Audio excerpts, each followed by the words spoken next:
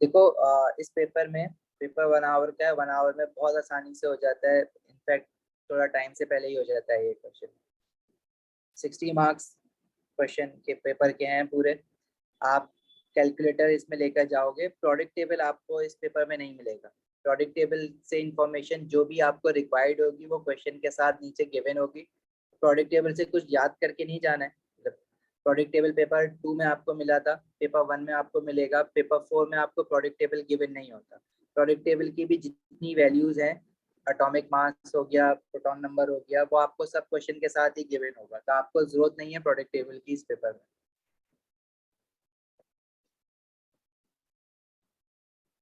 अच्छा जी, क्वेश्चन को देख के घबराने की जरूरत नहीं है। क्वेश्चन अक्सर जो होता है वो काफी लेंदी होता है, लेकिन अगर आप उसको ब्रेक करके पढ़ना शुरू करोगे तो क्वेश्चन जो है वो मुश्किल नहीं है। सिर्फ इंफॉर्मेशन बहुत ज्यादा होती है, जो आपको काम की इंफॉर्मेशन लगे आप चाहो तो उसको पेंसिल से अंडरलाइन भी कर सकते हो, ताकि वो प्रोमिनेंट हो जाए कि भाई ये इन्फॉर्मेशन है। क्योंकि जब आप क्वेश्चन आंसर करने जा रहे होगे तो आपको दोबारा से फिर ऊपर का डाटा पढ़ने की जरूरत नहीं होगी। जो अंडरलाइन चीजें हैं उसी से देख के आपको आइडिया हो जाएगा कि किस बारे में ये सारी इंफॉर्मेशन दी हुई है। अब वो कह रहा है hydrated magnesium sulphate has a formula MgS4xH2O। अब हमने ये देखा है केमिस्ट्री में कि जो वाटर होता है इसको हम वाटर ऑफ क्रिस्टलाइजेशन कहते हैं। तो यूजुअली ऐसे क्वेश्चन में वो वाटर ऑफ क्रिस्टलाइजेशन में इंटरेस्टेड होता है कि अब देखो, अब पूरे क्वेश्चन में स्टार्ट में ही उसने जो है ना यहाँ पे एक्स लिख दिया, तो मोस्ट प्रोबेबली आपसे एक्स की वैल्यू वर्कआउट करवा रहा होगा। मतलब ये जरूरी नहीं है, लेकिन मोस्ट प्रोबेबली चांसेस तो यही है ना कि एक्स की वैल्यू वर्कआउट करवा रहा होगा आपसे। तो आपको यहाँ पे आइडिया तो हो गया कि इसमें जो वाटर ऑफ क्रिस्टलाइजेशन है, एक्स जो है वो moles of water of crystallization है, तो किसी तरह उसके मोल्स निकलवा रहा होगा। ठीक है, अब वो किस तरह से निकलवा रहा होगा उसका वो आपको क्वेश्चन में बताएगा पहले, और फिर उससे रिलेटेड जो है वो पूरे प्रोसीजर से रिलेटेड कुछ पार्ट्स बना देगा और उस पार्ट्स से आपका आंसर मांग रहा होगा। अब इसमें कह रहा है व्हेन हाइड्रेटेड। अब हाइड्रेटेड मैग्नीशियम सल्फेट क्या है? जिसमें वाटर ऑफ क्रिस्टलाइजेशन अटैच्ड हो। जब मैं इसको हीट करता हूँ तो मुझे पता है कि वाटर ऑफ क्रिस्टलाइजेशन इवेपोरेट हो जाता है, तो वो बन जाता है एनहाइड्रस सॉल्ट। तो हम इसको हीट करके एनहाइड्रस सॉल्ट बनाएंगे। अब ये बात जाहिर है आपको नहीं याद होगी, ना आपको याद रखने की जरूरत है, क्योंकि वो आपको खुद ही बताएगा क्वेश्चन में कि क्या करना है। कह रहे when hydrated magnesium sulphate is heated it loses the water of crystallization to form anhydrous magnesium sulfate। Equation भी आपको गिवन है। जब इसने इसको हीट करा तो 1 mole of hydrated magnesium sulphate, जिसमें से वाटर ऑफ क्रिस्टलाइजेशन भी है, ये जो है वो कन्वर्ट हो गया 1 मोल ऑफ मैग्नीशियम सल्फेट जो विदाउट वाटर ऑफ क्रिस्टलाइजेशन है, जिसको एनहाइड्रस मैग्नीशियम सल्फेट कह रहा है, और कुछ मोल्स ऑफ वाटर बना। अभी जो जितने मोल्स ऑफ वाटर बना है उसको उसने एक्स बोला हुआ है। A student does experiment to find the value of x in magnesium sulfate। देखो, ट्राई जरूर करना कि क्वेश्चन समझ आ जाए। अगर एटीपी का क्वेश्चन आपको समझ नहीं आता ना, तो ये होता है कि पार्ट अच्छे खासे पार्ट्स के आप आंसर तो बता देते हो, लेकिन पूरी ट्राई ये करनी है कि आपको क्वेश्चन समझ आ जाए। और ये अभी कोई इतनी मुश्किल चीज नहीं है। जिसने बोला है कि मुझे एक्स के मोल्स ऑफ वाटर निकालना, किस तरह से निकालना है वो अगर समझ नहीं आ रहा है तो उसकी टेंशन की जरूरत नहीं है, क्योंकि वो स्टेप बाय स्टेप खुद ही बताएगा कि क्या क्या करना है। तो बाबा ये जून 2021 है, पेपर 42। आगे कह रहे थे student record the mass of a crucible. Crucible आपको पता होनी चाहिए क्या होता है। क्रूसिबल जो है, हमारे पास एक सिरेमिक डिश होती है जिसमें हम किसी चीज को डाल के हीट करते हैं। यहाँ पे हम मैग्नीशियम, हाइड्रेटेड मैग्नीशियम सल्फेट को हीट कर रहे हैं। देखो, दो चीजें हैं जो कि हम हीट करने के लिए यूज करते हैं, एक होती है क्रूसिबल और एक होती है इवेपोरेटिंग डिश। कहाँ पे हमने ये पढ़ा है? एक्सपेरिमेंटल केमिस्ट्री में।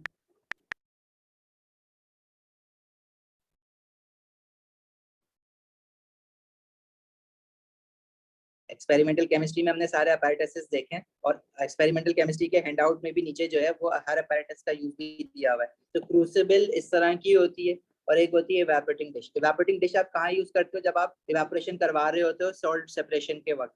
जब सॉल्युबल सॉल्ट की आप सेपरेशन करवाते हो तो पहले आप वाटर को इवेपोरेट कराते हो, फिर क्रिस्टलाइजेशन करवाते हो। तो इवेपोरेटिंग डिश वहां पे यूज हो रही होती है। क्रूसिबल और इवेपोरेटिंग डिश में इतना फर्क है, क्रूसिबल के ऊपर जो है ना एक लिड होती है, जिसकी वजह आप लिड रखोगे तो कि जो वेपर्स हैं वो अगर आप स्केप होने से रोकना चाह रहे हो तो आप उसको प्रिवेंट कर सकते हो। तो क्रूसिबल और इवेपोरेटिंग डिश जो है वो इंटरचेंजेबली भी यूज हो सकती हैं, लेकिन यूजुअली क्रूसिबल हम लोग ज्यादा हाई हीटिंग के लिए यूज करवा रहे होते हैं, जब हम किसी मेटल कार्बोनेट को या किसी भी चीज को डिकम्पोज कर रहे होते हैं। और जैसे यहाँ पे हम एक हाइड्रेटेड सॉल्ट को हीट करके उसमें से वाटर ऑफ क्रिस्टलाइजेशन उड़ाना चाह रहे हैं, तो क्रूसिबल हम लोग यहाँ पे ज्यादातर यूज करवा रहे होते हैं। तो क्रूसिबल जो होती है वो हाई हीट को सस्टेन कर सकती है, ठीक है।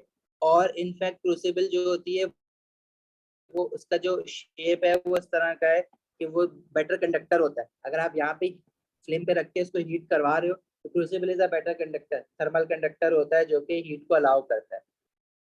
उसकी जगह अगर आपसे ये क्या कि भाई बीकर क्यों नहीं यूज कर रहे या कॉनिकल फ्लास्क क्यों नहीं यूज कर रहे, तो देखो जो ग्लास होता है वो एक तो बैड कंडक्टर ऑफ हीट होता है, दूसरी बात ग्लास जो होता है वो इतने हाई टेम्परेचर पे मेल्ट भी हो सकता है, ठीक है। अगर आप अपने अभी थोड़ी सी कॉमन सेंस भी यूज कर लेना, अगर आप अपने किचन को ही देख लो तो उसमें आपके पास जो बोल्स होते हैं वो ज्यादातर बोल जो होते हैं वो ग्लास के नहीं होते, जितने भी आप यूटेंसिल्स यूज कर रहे हो तो या तो मेटल के होते हैं या वो आपके सिरेमिक के बने हुए होते हैं। बीकर किसी ग्लास का कोई अपैरेटस यूज करना वो इसलिए एडवाइजेबल नहीं है क्योंकि वो देखो आप किसी भी ग्लास को हीट करते हो तो पहले वो चटकता है, ब्रेक होता है, क्रैक करता है, ठीक है, पहले तो वो ब्रेक हो जाएगा। मेल्ट चलो नहीं होगा, अब इतनी ज्यादा हीटिंग नहीं करवा रहा, आप कह रहे हो भाई मेल्ट के लिए तो बहुत ज्यादा हाई टेम्परेचर देना पड़ेगा, चलो मेल्ट अगर नहीं होगा तो ब्रेक तो हो जाएगा ना, इसलिए हम ना अवॉइड करेंगे ग्लास वाले अपैरेटस को। तो क्रूसिबल और इवेपोरेटिंग डिश का पर्पस ही यही। अच्छा अब ये पर्पस से देखो, आप एक्सपेरिमेंटल केमिस्ट्री में, मैं ये नहीं कह रहा कि एक्सपेरिमेंट सारे टॉपिक जो है वो इस तरह से पढ़ने बैठ जाओ, परेशान नहीं हो ना कि भाई ये तो इतने सारे हमने टॉपिक्स पढ़े हैं तो एटीपी के लिए एक दिन में हम सारे दोबारा से कैसे रिवाइज करेंगे। नहीं भाई, मैंने आपको चैप्टर्स बता दिए ऑलरेडी के कौन कौन से चैप्टर्स जो हैं वो आपको रिवाइज करने हैं, जिसमें से experimental chemistry is obviously one of them. अब ये जितने भी अपैरेटस यहाँ पे आपको सामने दिख रहे हैं, इनके हैंडआउट्स में आपको यूजेस भी दिए गए थे ना, आपको बताया भी गया था। जैसे मेजरिंग सिलेंडर है तो मेजरिंग सिलेंडर को जिस तरह का दिखेगा, इसकी डिवीजन भी देख सकते हो, ये 10 सेंटीमीटर क्यूब के बीच में 0 से 10 सेंटीमीटर क्यूब के बीच में 5 डिवीजन है। इट मींस के एक डिवीजन जो है वो 2 सेंटीमीटर क्यूब की है, जो कि लीस्ट काउंट है। लीस्ट काउंट बेसिकली क्या होता है, लीस्ट काउंट किसी भी अपैरेटस का वो चीज होती है जो कि smallest reading that can be measured, smallest value जो भी आप मेजर कर सकते हो किसी भी अपैरेटस से, वो उसका लीस्ट काउंट होता है। जैसे फॉर एग्जांपल कॉनिकल फ्लास्क यहाँ पे दिख रहा है, इसमें कॉनिकल फ्लास्क का पर्पस जो होता है ना वो वॉल्यूम मेजर करना नहीं होता है। कॉनिकल फ्लास्क का जो पर्पस होता है वो कोई अपैरेटस आप इसको इसलिए यूज कर रहे होते हो, कोई एक्सपेरिमेंट कर रहे हो तो यूजुअली टाइट्रेशन के वक्त कॉनिकल फ्लास्क आपने यूज करा है, तो इसमें आप अगर कोई एसिड या एल्कली डालते भी हो तो वो आप पिपेट से मेजर करके डाल रहे होते हो। लेट्स से अगर मुझे 25 सेंटीमीटर क्यूब का इसमें एसिड डालना है तो वो तो मैं पिपेट से मेजर करके डालता हूँ, वरना अगर इसका लीस्ट काउंट देखो तो 200 रीडिंग है, 400 रीडिंग है, तो ये इतना अप्रोक्सीमेट वॉल्यूम मेजर करेगा आपका कि या तो आप 200 मेजर कर लो और इसके बीच में चले जाओगे तो वो ज्यादा से ज्यादा क्या हो जाएगा 300। लेकिन अगर मैं आपसे कहूँ कि मुझे 210 ml मेजर करना है तो आप उसको नहीं मेजर कर सकते, वो आपको यहाँ पे रीडिंग्स ही नहीं है, बीच में मार्किंग्स ही नहीं है।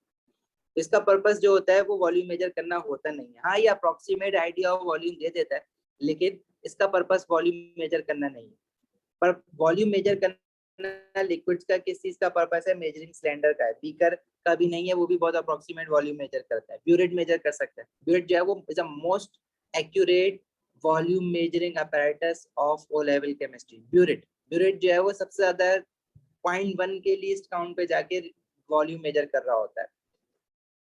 इसी तरह राउंड बॉटम फ्लास्क जो होता है वो हम डिस्टिलेशन में यूज करते हैं, इसको हम डिस्टिलेशन फ्लास्क भी कहते हैं। ये काम यूज कर रहे होते हैं सिंपल डिस्टिलेशन के वक्त या फ्रैक्शनल डिस्टिलेशन के वक्त, इसलिए इसको डिस्टिलेशन फ्लास्क भी कहते हैं। इसके राउंड होने का रीजन क्या होता है, देखो जब फ्लेम लगता है ना नीचे राउंड जगह पे, तो फ्लेम जो है ना वो फैल जाता है इस तरह से, तो वो इक्वली हीटिंग हो रही होती है चारों साइड से, इसलिए राउंड बॉटम फ्लास्क यूज करते हैं। अगर ये फ्लास्क को जिस तरह से होता कॉनिकल फ्लास्क की तरह, तो जिस पे जब फ्लेम लगता है तो फ्लेम जो है वो एक ही पॉइंट पे कंसंट्रेटेड रहता, तो हीट एक्सचेंज जो होता है वो उतना एफिशिएंट नहीं होता जितना एफिशिएंट वो राउंड बॉटम फ्लास्क में है। तो हीटिंग के लिए भी यूज कर सकते हैं, बॉइलिंग ऑफ लिक्विड्स के लिए भी यूज कर रहे होते हैं इसको। वॉल्यूमेट्रिक पिपेट, पिपेट बेसिकली क्या होता है, pipette is used to measure the fixed volumes. Pipette ऐसा नहीं है, अब जैसे फॉर एग्जांपल ये 25 सेंटीमीटर क्यूब का पिपेट है, तो 25 सेंटीमीटर क्यूब का पिपेट का मतलब क्या है कि इसमें यहाँ पे एक लेवल है, इसी लेवल तक जो है वो आप इसको भरोगे। अगर आप कहोगे नहीं मुझे 12.5 सेंटीमीटर क्यूब भरना है इसको, तो मैं अपनी मर्जी से अंदाजे से आधा भर लूँ उसको, बीच में कोई मार्किंग ही नहीं है, तो आप आधा या क्वार्टर इसको भर के आप अप्रोक्सीमेट वॉल्यूम मेजर करोगे तो वो गलत होगा। तो आप इसको जहाँ पे यहाँ पे मार्किंग दी हुई होती है, यहाँ तक जब कम्प्लीटली फिल कर लेते हो तो 25 सेंटीमीटर क्यूब तक फिल हो जाता है।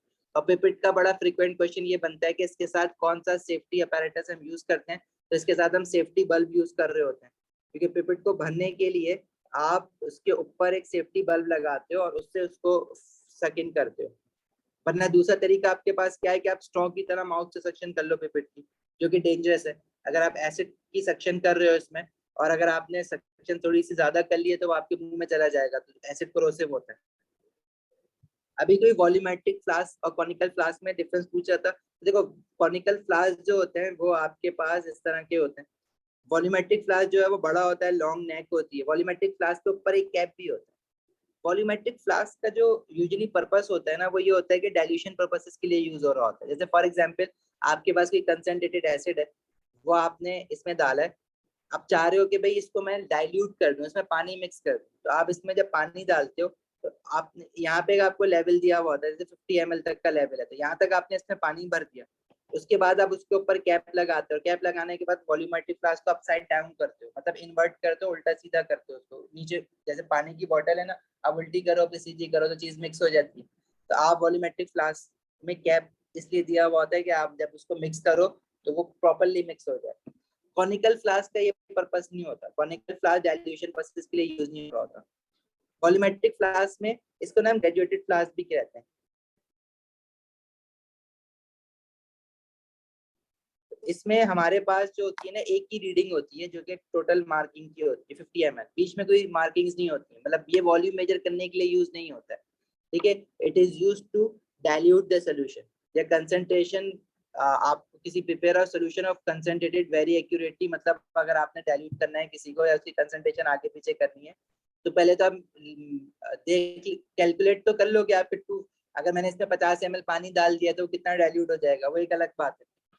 लेकिन ये वॉल्यूम मेजर करने के लिए यूज नहीं होता। कॉनिकल फ्लास्क भी वॉल्यूम मेजर कर, इसका मेन पर्पस कॉनिकल फ्लास्क का वॉल्यूम मेजर करना नहीं है। कॉनिकल फ्लास्क को हम यूजुअली टाइट्रेशन में यूज कर रहे होते हैं, वो लेवल की केमिस्ट्री में। इसी तरह ब्यूरेट जो होता है, ब्यूरेट भी अगेन इज द मोस्ट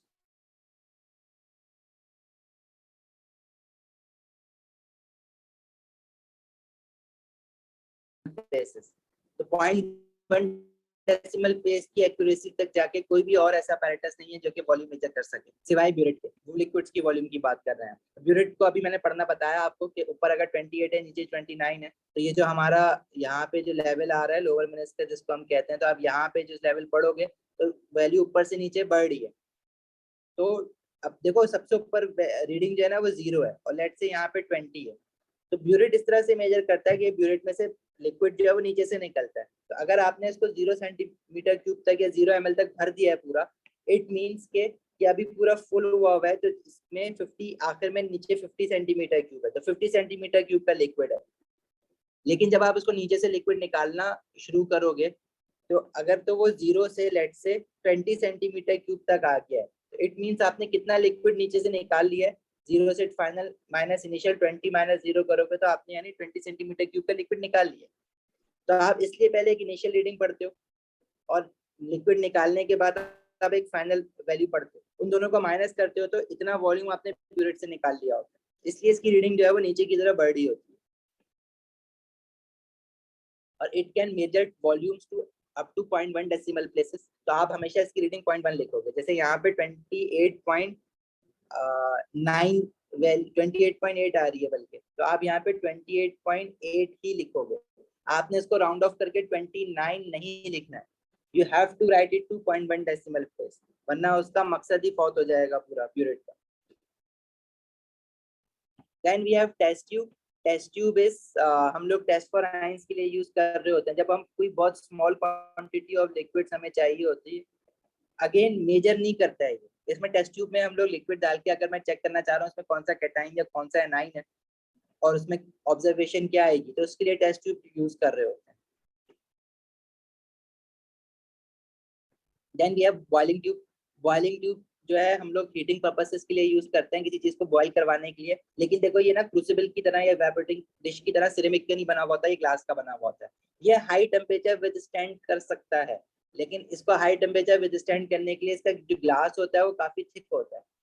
इस वजह से अब सवाल ये आएगा कि ऊपर जो आपको मैं कह रहा था कि भाई अगर मुझे वो हाइड्रेटेड सॉल्ट को हीट करके उसमें से पानी उड़ाना है तो उसकी जगह मैं बॉइलिंग ट्यूब क्यों ना यूज कर लूं। देखो बॉइलिंग ट्यूब जो होती है ना उसको हैंडल करना मुश्किल होता है। अगर मैं उसको किसी तरह से अटैच कर भी दूं तो वो एक तो ग्लास की है, और अगर मुझे बॉइलिंग ट्यूब का मतलब है कि बॉइलिंग तक तो चलो वो चल जाएगी कि वाटर बॉइल हो रहा है 100 डिग्री सेल्सियस तक, लेकिन अगर उससे ज्यादा ऊपर टेम्परेचर जाएगा तो मेरी बॉइलिंग ट्यूब भी जो है वो फेल कर सकती है। तो किसी भी चीज को डिकम्पोज करवाने के लिए, किसी भी पाउडर या किसी भी सॉलिड को हीट करवाने के लिए, तोड़ने के लिए आप बॉइलिंग ट्यूब यूज नहीं करते हो। बॉइलिंग ट्यूब आप वहीं पे यूज कर सकते हो जहाँ पे वाटर की हद तक आपको बॉइलिंग करवानी है। ठीक है, ग्लास को आप यूज कर सकते हो हीटिंग के लिए, लेकिन बहुत ज्यादा हीटिंग के लिए नहीं। जैसे आपका भी हमने डिस्टिलेशन फ्लास्क देखा था, राउंड बॉटम फ्लास्क जो था, उसमें भी तो वाटर को हीट करवाते हैं ना, बॉईल करवाते हैं, तो वहां तक तो सही है, उसका जो बॉल होता है वो थिक होता है।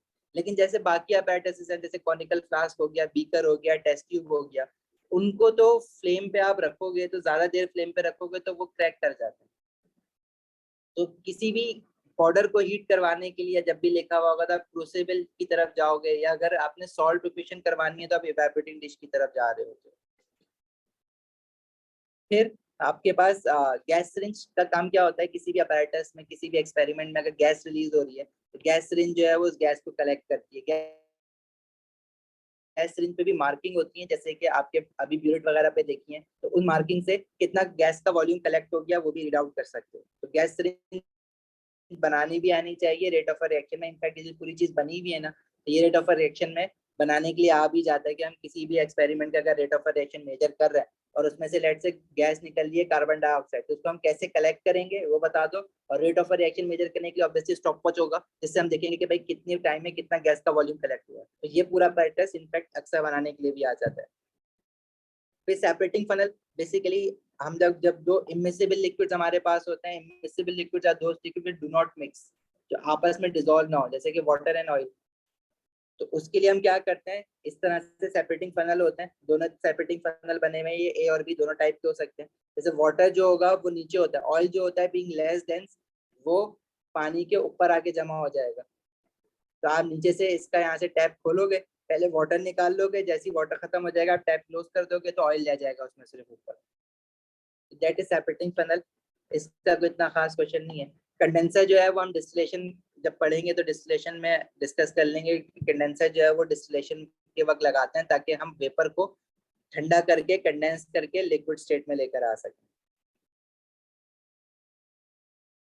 बंसन बर्नर, ऑब्वियसली हीटिंग के लिए आप जो चूल्हा यूज कर रहे होगे that is Bunsen burner. Bunsen burner के बारे में कोई डिटेल में इतना घुसा नहीं है कभी, लेकिन बंसन बर्नर के जो पार्ट्स होते हैं, एक तो पाइप आएगा जिसमें से गैस आ रही होगी, गैस कौन सी, मीथेन कुकिंग गैस जो आपके पास आती है as a fuel.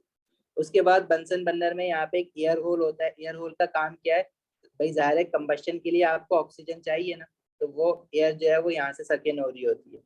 Base Bunsen burner का बड़ा इसलिए होता है ताकि वो स्टेबल रहे, गिरे ना इधर उधर। ठीक है, फिर आपके पास ऊपर जैसे एयर आती है और ये जो गैस आपस में मिलती है यहाँ पे बर्न होती है, तो यहाँ पे फ्लेम जलता है। ठीक है, फ्लेम का कलर और फ्लेम के पार्ट्स आपको याद करने की जरूरत नहीं है, बस आपको ये बताना चाहिए फ्लेम जलता है। अच्छा, बंसन बर्नर को तो हम हीटिंग के लिए यूज करते हैं, लेकिन जिस अपैरेटस को अभी जो ट्राइपॉड होता है वो जैसे कैमरा का ट्राइपॉड होता है, इसी तरह की इसकी भी 3 लेग्स होती हैं। इसके बीच में ना, अगर मैं इसको ऊपर से देखूँ ना तो वो इस तरह से होता है, खुला होता है इस तरह से लाइक दिस। तो अगर मैं बीच में कोई अपैरेटस रखता हूँ तो बीच में से जो है ना वो एम्प्टी स्पेस है, तो वो अपैरेटस अगर छोटा है तो वो नीचे गिर जाएगा। तो हम करते क्या है, इसके ऊपर ना एक जाली रखते हैं जिसको हम कहते हैं गेज मैट। जाली लोहे की होती है जो कि हाई टेम्परेचर पर स्टैंड कर सकती है। इसके नीचे जो है हमने बंसन बर्नर रखा हुआ होता है, ट्राइपॉड के नीचे यहाँ पे बंसन बर्नर होता है, और ऊपर अगर कोई अपैरेटस है तो उससे हीट कर रहे होता है। क्लैंप एंड स्टैंड, क्लैंप जो होते हैं वो अगर जैसे कहाँ पे दिखेगा तुम्हें, ये दिखेगा तो नहीं, वैसे इसका पूछता नहीं है, लेकिन ये जब हम टाइट्रेशन करवाते हैं तो ब्यूरेट को देखो हम हमेशा वर्टिकली खड़ा करते हैं फ्लास्क के ऊपर। तो उस ब्यूरेट को खड़ा किस तरह से किया जाता है, कोई बंदा पकड़ के नहीं खड़ा होता, उसको ना हम क्लैंप के साथ यूं स्टैंड के साथ बांध देते हैं।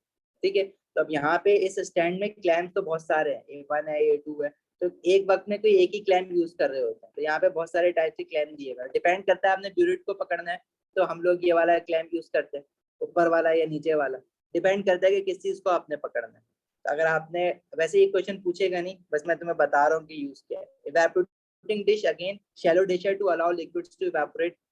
ठीक है, इवेपोरेटिंग डिश की जगह क्रूसिबल हम लोग यूज कर सकते हैं, लेकिन देखो क्रूसिबल जो है वो इस तरह की बनी हुई होती है, हाइट में होती है, तो उसमें से अगर कोई आपने लिक्विड हीट करा है और अगर सैचुरेटेड सोल्यूशन यहाँ पे रह गया तो उसको निकालना मुश्किल होता है, क्योंकि उसका देखो जो ओपनिंग होती है वो छोटी होती है, इसकी ओपनिंग बड़ी है, तो निकालना यहाँ से स्क्रैप ऑफ करना चीजों को आसान है, हाथ इजीली अंदर चला जाएगा। यस बिल्कुल, ये इंपॉर्टेंट अपैरेटस हो गए, gas syringe, burette, pipette, pipette पे क्वेश्चन बनता है, ब्यूरेट पे बनता है, गैस सिरिंज पे बनता है, और मेजरिंग सिलेंडर पे बनता नहीं है, लेकिन पता होना चाहिए, बीकर का भी पता होना चाहिए कि अप्रोक्सीमेट वॉल्यूम के लिए यूज होता है, evaporating dish and crucible.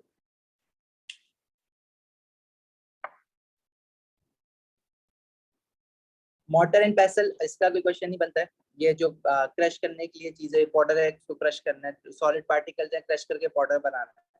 Tit pipette जो होता है ड्रॉपर होता है, जैसे इंडिकेटर हम डालते हैं ना, हम कॉनिकल फ्लास्क में टाइट्रेशन करने से पहले फ्यू ड्रॉप्स ऑफ इंडिकेटर डालते हैं फिनोल्फिथ्रीन या मिथाइल ऑरेंज के, तो टीट पिपेट से डाल रहे होते हैं। ड्रॉपर होता है बस, ये सिंपल। जैसे आपने अक्सर वो टीचर्स को मार्कर्स में इंक भरते हुए देखा होगा ना, ड्रॉपर से निकाल निकाल के डाल रहे होते हैं, तो ये वो टीट पिपेट के अलग। Top pan balance, measuring balance है, इसके बारे में बस आपको यहाँ से ये मास की वैल्यू जो है वो देख के रीड आउट करनी है, और आपको ये पता होना चाहिए कि जो मास बैलेंस या मेजरिंग बैलेंस या टॉप पेन बैलेंस, इसको मेजरिंग बैलेंस भी कहते हैं, मास बैलेंस भी कहते हैं, वेइंग बैलेंस भी कहते हैं, इनका काम क्या होता है, मास मेजर करना होता है, मेजरिंग बैलेंस भी कहते हैं इनको, वेइंग बैलेंस भी कहते हैं।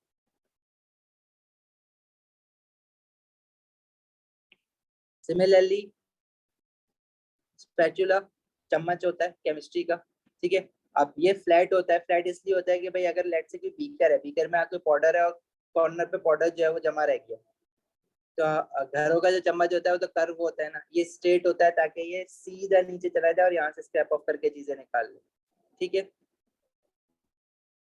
स्टॉप वॉच तुम सब जानते हो, स्टॉप वॉच यूज कैसे करनी है उसकी जरूरत नहीं है। थर्मामीटर तुम सब जानते हो, mercury in glass thermometer, alcohol in thermometer, thermometer की रीडिंग पढ़नी होती है, तो अभी जैसे हमने डिस्कस भी किया था, तो वो कोई हमारे लिए issue नहीं। सही है, कोई क्वेश्चन है तो पूछ सकते हो, वरना हम इसको क्वेश्चन की तरफ दोबारा से आते हैं। ठीक है, क्वेश्चन करते करते ही ना जो चीजें मुझे लगेगा कि भाई यहाँ पे पढ़ा दो, तो मैं एएलई के साथ ही आप लोगों को ना रिकॉल या रिकैप दे दूंगा, बाकी आप pre recorded lecture Google classroom से देख सकते हो, मैं एक प्लेलिस्ट में वो चैप्टर उठा के अलग से सेपरेट आउट भी कर दूंगा, अगर देखना चाहो तो देख सकते हो। वैसे मुझे ऐसा लगता है कि तुम लोग को इतनी चीजें तो अभी तक याद है कि तुम एटीपी का पेपर कर सकते हो। A student does an experiment to find the value of X in magnesium sulfate. The student records the mass of a crucible, adds hydrated magnesium sulfate to the crucible and record the mass again. Obviously पहले empty crucible का मास major करेगा वो, फिर उसके बाद उसमें powder डालेगा और उसका मास मेजर करेगा, फिर दोनों को माइनस करेगा तो इसे मास और पाउडर आ जाएगा। देखो पाउडर का मास वो बगैर क्रूसिबल के मेजर कर नहीं सकता, अगर आप कहोगे डायरेक्टली पाउडर मेजरिंग बैलेंस पे डाल दे तो फिर उसको उठाएगा कैसे, वो तो फैल जाएगा ना मेजरिंग बैलेंस। फिर वो कह रहा है कि heat the crucible strongly, allows the crucible and contents to cool and then record the mass again. Repeat 3 and 4 until the same mass is recorded twice. तो देखो वो पानी को उड़ा रहा है, तो उसने पहले हीट करा और फिर मास मेजर करा, फिर दोबारा वही काम करेगा, हीट करेगा फिर मास मेजर करेगा। अगर तो मास कम हो रहा है इसका मतलब है कि अभी भी वाटर है उसमें जो कि आहिस्ता आहिस्ता इवेपोरेट हो रहा है, लेकिन जब मास कम होना बंद हो जाएगा इट मींस कि जितना भी वाटर था वो सारा का सारा इवेपोरेट हो गया, अब सिर्फ और सिर्फ मैग्नीशियम सल्फेट क्रूसिबल में पड़ा हुआ है, जिसको हीट करने से कोई फर्क नहीं पड़ रहा, क्योंकि आयनिक कंपाउंड है, बहुत हाई मेल्टिंग पॉइंट है उसका, इवेपोरेट तो करेगा नहीं, पहले तो मेल्ट करेगा, बॉयल करना तो बहुत दूर की बात है उसको। Suggest via crucible is used instead of glass beaker, ये बात हमारी डिस्कस हुई थी अभी कि हम ग्लास बीकर को इसलिए नहीं यूज करें, ग्लास जो है वो ब्रेक हो जाएगा, इट विल ब्रेक। बीकर जो है वो पतले ग्लास का बना हुआ होता है, इट विल ब्रेक, तो ग्लास बीकर विल ब्रेक, या मे ब्रेक, टूट सकता है, मे क्रैक और ब्रेक, ठीक है। क्रूसिबल में हीट ट्रांसफर भी अच्छा होता है। Explain why 3 and 4 are repeated until the same mass is recorded twice. देखो, you have to ensure कि all the water has been evaporated. क्या पता जब तक मास कम हो रहा है, इसका मतलब है कि पानी था पहले जो कि और निकल रहा है, तो जब मास कम होना बंद हो जाएगा, it means कि you are sure कि no more water remains in the solid. What you can write to ensure all the water is evaporated.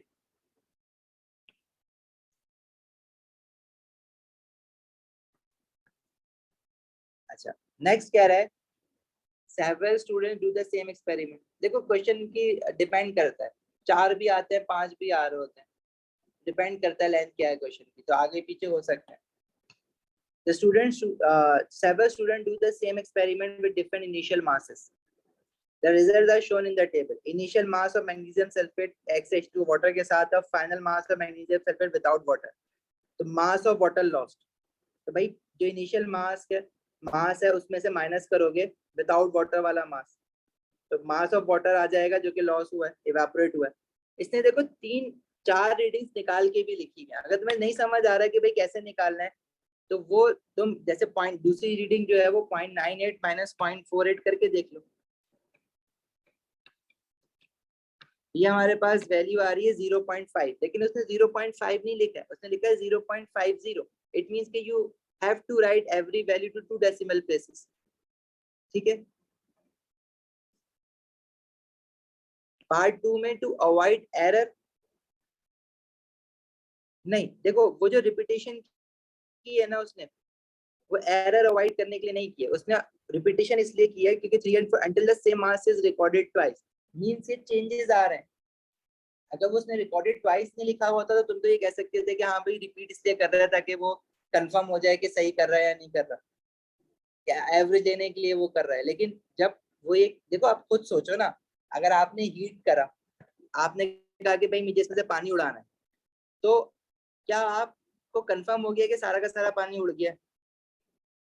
तो वो कंफर्म करने के लिए वो क्या करेगा, हीटिंग बंद करने के बाद मास मेजर करेगा और देखेगा कि मास कितना कम हुआ है, तो वो उसके बाद थोड़ा सा और हीट करके देखेगा कि और मास तो कम नहीं हो रहा।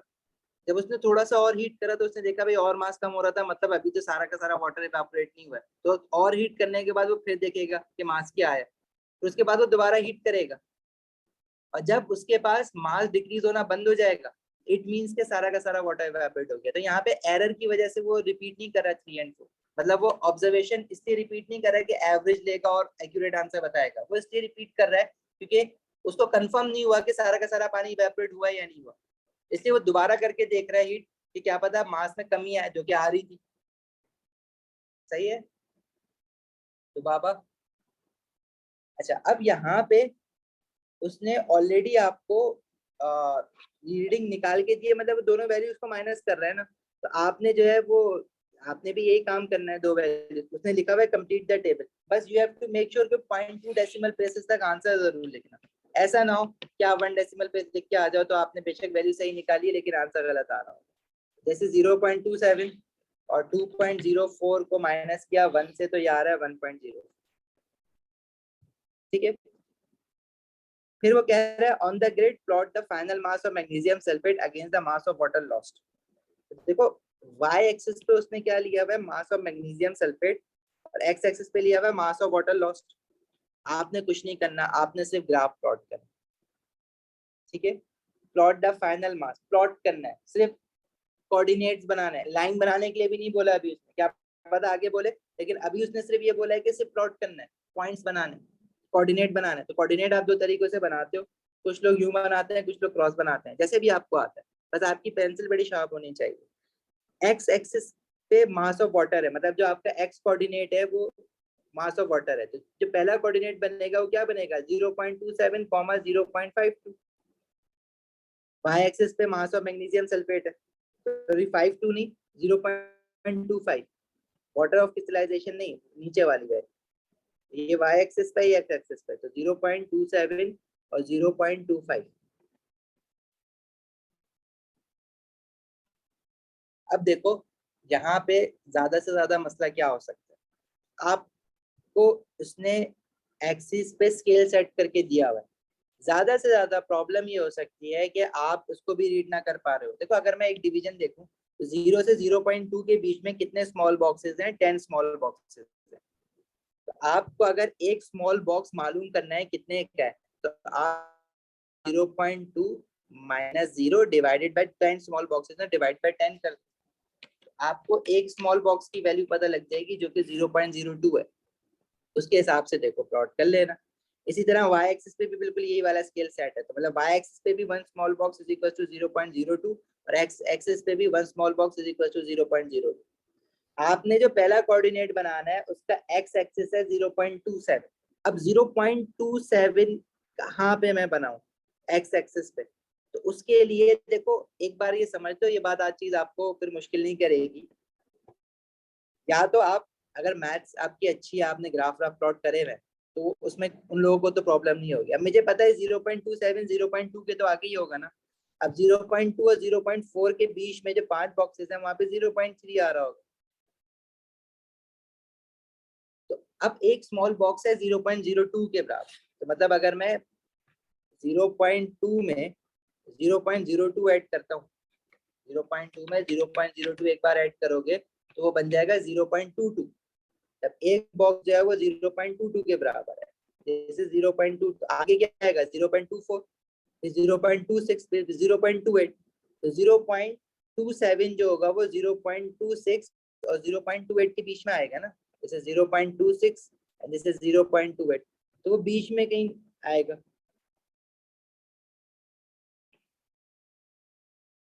और y एक्सिस पे आपको क्या वैल्यू दी हुई है 0.25।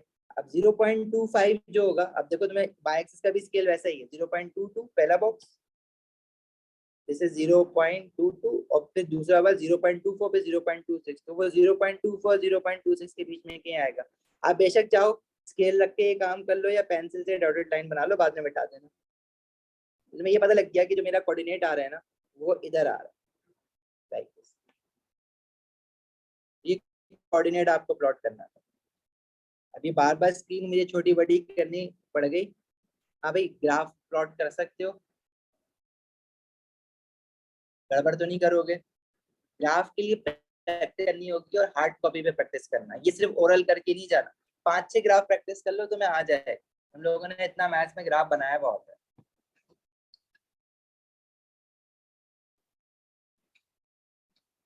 जारी समझ आई बात?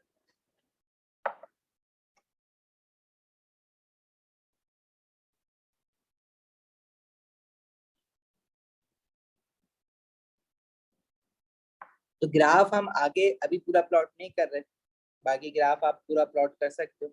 मैं सिर्फ चलो याला कर लेते हैं ताकि इसके आगे जो ग्राफ से रिलेटेड क्वेश्चन पूछेगा वो हमें बताना होगा, या ना इसका।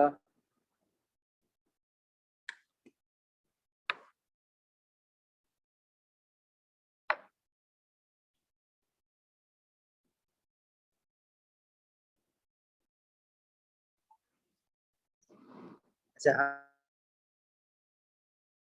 हमने यहाँ पे देखो ये ग्राफ देखा, प्लॉट होने के बाद ये ग्राफ आया, उसके बाद हमने ये एनोमलस पॉइंट देखा जो कि ट्रेंड से बाहर है, और उस से रिलेटेड क्वेश्चन क्या पूछा हुआ इसने, draw circle around the anomalous result on your graph. तो वो आपने सर्किल कर दिया, उसका रीजन क्या है कि आपने सैंपल को पूरा हीट नहीं किया कि कांस्टेंट मास आ सके। तो कह रहे draw line of best fit. Best fit line का क्या मतलब है कि आपने ऐसी लाइन बनानी है जो कि मैक्सिमम नंबर ऑफ पॉइंट्स को क्रॉस करती हुई जा रही है। अगर कोई पॉइंट ट्रेंड से बाहर जा रहा है तो वो आपने उस पॉइंट को छोड़ देना है। जैसे फॉर एग्जांपल जो एनोमलस पॉइंट आया, हम उस पॉइंट को छोड़ देंगे और फिर इस तरह से ग्राफ बनाएंगे। तो ये वाला पॉइंट से वो क्रॉस, अगर इस पॉइंट को लाइन पे लाने की कोशिश करोगे तो बाकी पॉइंट्स नहीं आएंगे, तो वो आपको खुद ही समझ आ जाएगा कि भाई ये पॉइंट जो है वो ट्रेंड से बाहर जा रहा है। तो 5-6 ग्राफ बनाओगे तो ये प्रैक्टिस हो जाएगा। इट मींस कि ये एनोमलस पॉइंट है। ठीक है। In another experiment the final mass of magnesium sulphate is 1.2 gram. Use a graph to determine the mass of water lost. अब इसने जो 1.2 ग्राम फाइनल मास दिया हुआ है, देखो ये टेबल में नहीं है, ठीक है। फाइनल मास जितने भी मैग्नीशियम सल्फेट के दिए हैं उसमें 1.1 है, 1.3 है, 1.2 नहीं है। तो 1.2 की वैल्यू वो कह रहा है कि जब हम अगर तो लॉस हुआ है मास मैग्नीशियम से वाटर का मास था, तो आपने ग्राफ से एक वैल्यू पढ़नी होती है। उसके लिए ना आप कंस्ट्रक्शन लाइन बना दिया करोगे। अगर वो 1.2 मैग्नीशियम सल्फेट का फाइनल मास कह रहा है, तो यहाँ पे इस तरह से स्केल से लाइन बना दो, जहाँ पे जिस ग्राफ पे जिस पॉइंट पे जाके मिल रही है वो आपने वैल्यू रीड आउट करनी। ठीक है, तो आप ट्राई ये करा करो कि इसका जो है वो कंस्ट्रक्शन लाइन जरूर बना दिया करो, ताकि उसको देखिए कि आपने कहाँ से पढ़ी है। ठीक है, अब अब ये जो इसमें मार्किंग की में ये बना हुआ है ना ग्राफ, 1.2 और 1.4 के बीच में उसने ना दो बॉक्स दिखाया है। बेसिकली हमारा जो क्वेश्चन पेपर का ग्राफ था उसमें अगर आप देखो तो इतने सारे बॉक्सेस हैं, तो वहां से तो मैं पढ़ नहीं सकता उसको। बेसिकली ये जो यहाँ पे तुम ग्राफ बनाओगे तो वो कंस्ट्रक्शन लाइन जो है ना वो आपकी कहीं यहाँ पे आ रही है, इस पॉइंट पे आ रही है। दिस इज 1.26, तो एग्जैक्टली यहाँ पे आ रही होगी। सही है, क्लियर है यहाँ तक? यहाँ से मैं इसलिए नहीं पढ़ सकता क्योंकि देखो उसने ना बीच में वो स्मॉल बॉक्सेस ही गाइड करे हुए ना, उसने तो ट्रेंड बताया हुआ है, इसलिए मैं यहाँ से नहीं पढ़ा। लेकिन वो 1.26 पे value I. But I hope तुम लोगों को समझ आ गया कि ग्राफ से एक एक्सिस की वैल्यू से दूसरी एक्सिस की वैल्यू कैसे पढ़नी है।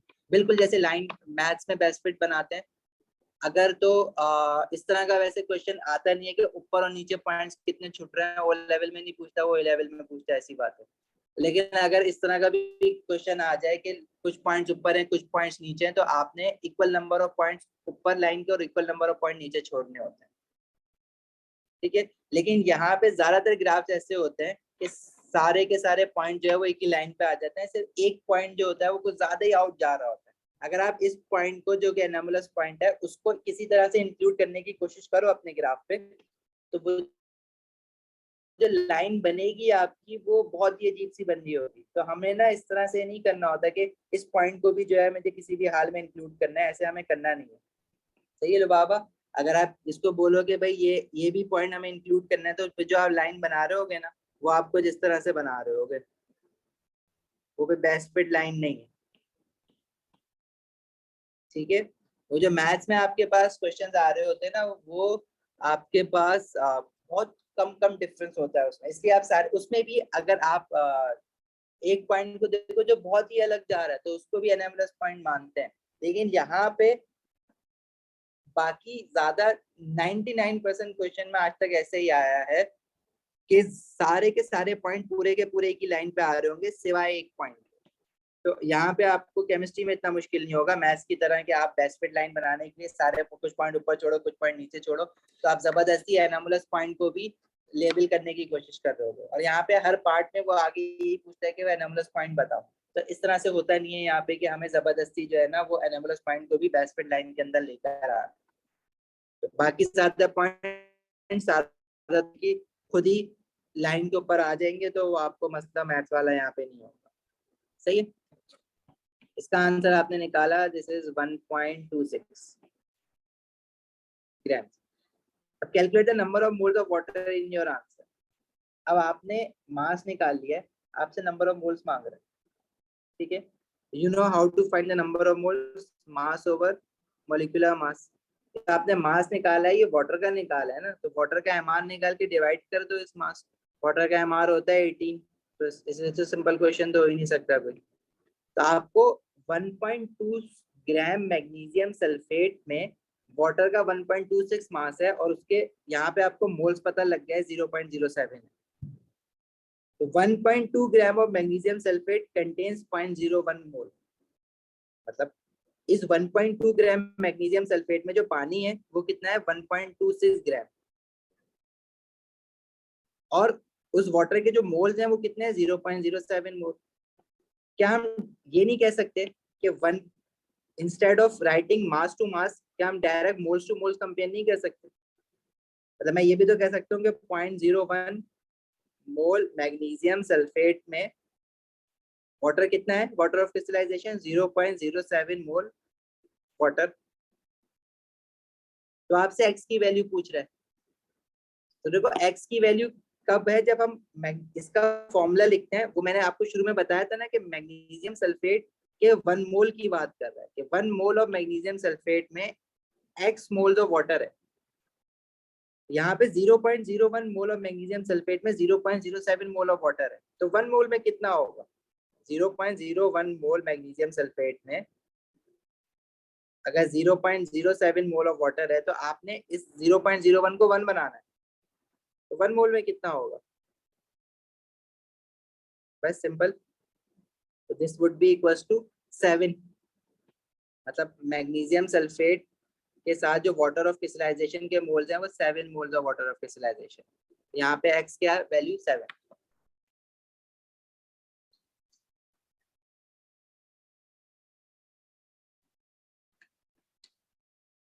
क्लियर है, आगे बढ़े।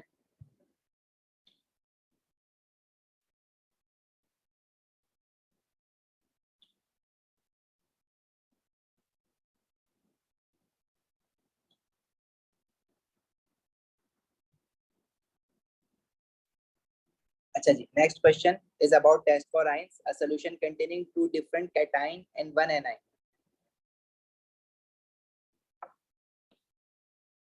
इसके लिए आपको टेस्ट फॉर आयंस का टेबल याद होना चाहिए इस क्वेश्चन के लिए। 2 कैटाइन है, 1 एनाइन है। Complete the table, name any gas formed and describe the test used to identify these gases. तो कौन से टेबल से क्वेश्चन होगा, वही वाला जो एसिड बेसिस एंड सॉल्ट्स का मैंने टेबल दिखाया था ना अभी, वो आपको बिल्कुल प्रॉपरली रटा हुआ होना चाहिए। बोल लेते हैं दोबारा उसको।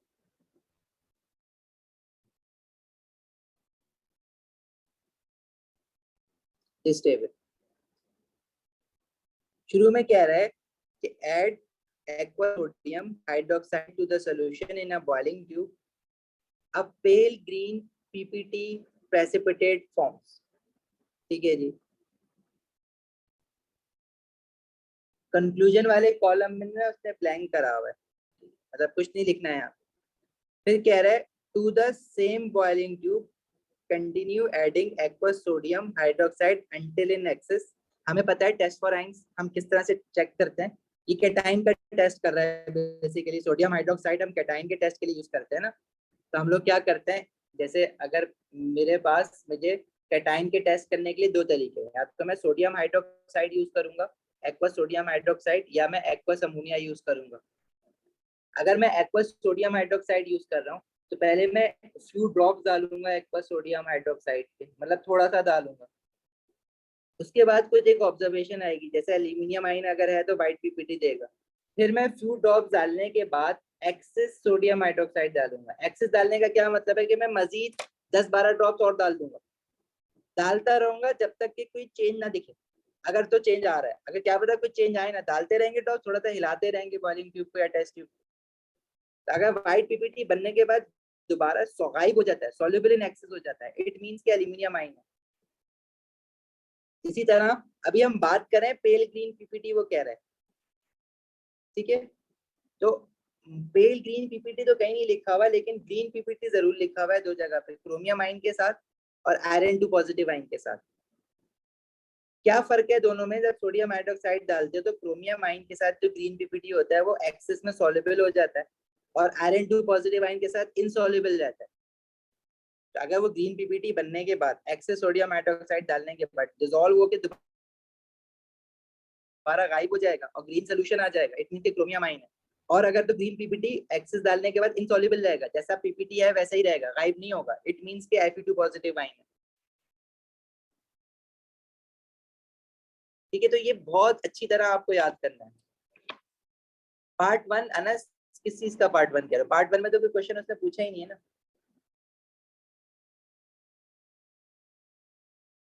नहीं, मतलब पार्ट 1 जो है वो यहाँ से स्टार्ट हो रहा है आपका। ये यहाँ पे शेड करने का क्या मतलब है, यहाँ पे कोई आंसर नहीं लिखना है कंक्लूजन में, जब शेड किया। वरना अक्सर आपको कंक्लूजन क्या लिखना होता है इसमें, अगर ये शेड नहीं होता, लेट से अगर ये हिस्सा व्हाइट होता ना, वो शेड ही इसलिए किया हुआ है उसने यहाँ पे। अगर ये इस तरह से यहाँ पे कुछ भी नहीं लिखता ना तो इसके मार्क्स होते हैं, मतलब व्हाइट होता है ये।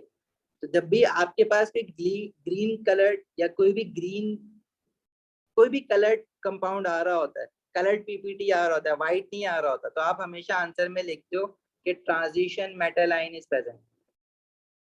लेकिन यहाँ पे इसने आंसर मांगा नहीं था इसका। जब भी आपके पास कोई भी चीज कलर्ड आएगी ना तो आप ये लिखोगे transition metal ion is present. और अगर व्हाइट आएगी तो फिर आप नहीं लिखोगे, आप ये लिखोगे कि transition metal ion not present. ठीक है, पहला आंसर तो आपको यहाँ पे करना है, कैटाइन 1 क्या है और कैटाइन 2 क्या है। पहला आंसर तो आपको यहाँ पे करना था भाई। सही है, वो उसने मांगा हुआ ही नहीं है ऊपर, हमेशा मांगता है, लेकिन उसने तो ग्रे करा हुआ है, इस वजह से वहां पे आंसर आपको लिखना ही नहीं है। सही है, जारी समझ आई बात। कौन पूछ रहा था ये, अनस? क्वेश्चन 1 का पार्ट पूछ रहे हो? अरे अभी बाद में आते हैं उसकी तरफ। इसमें कह रहा है to the same boiling tube continue adding aqueous sodium hydroxide until in excess.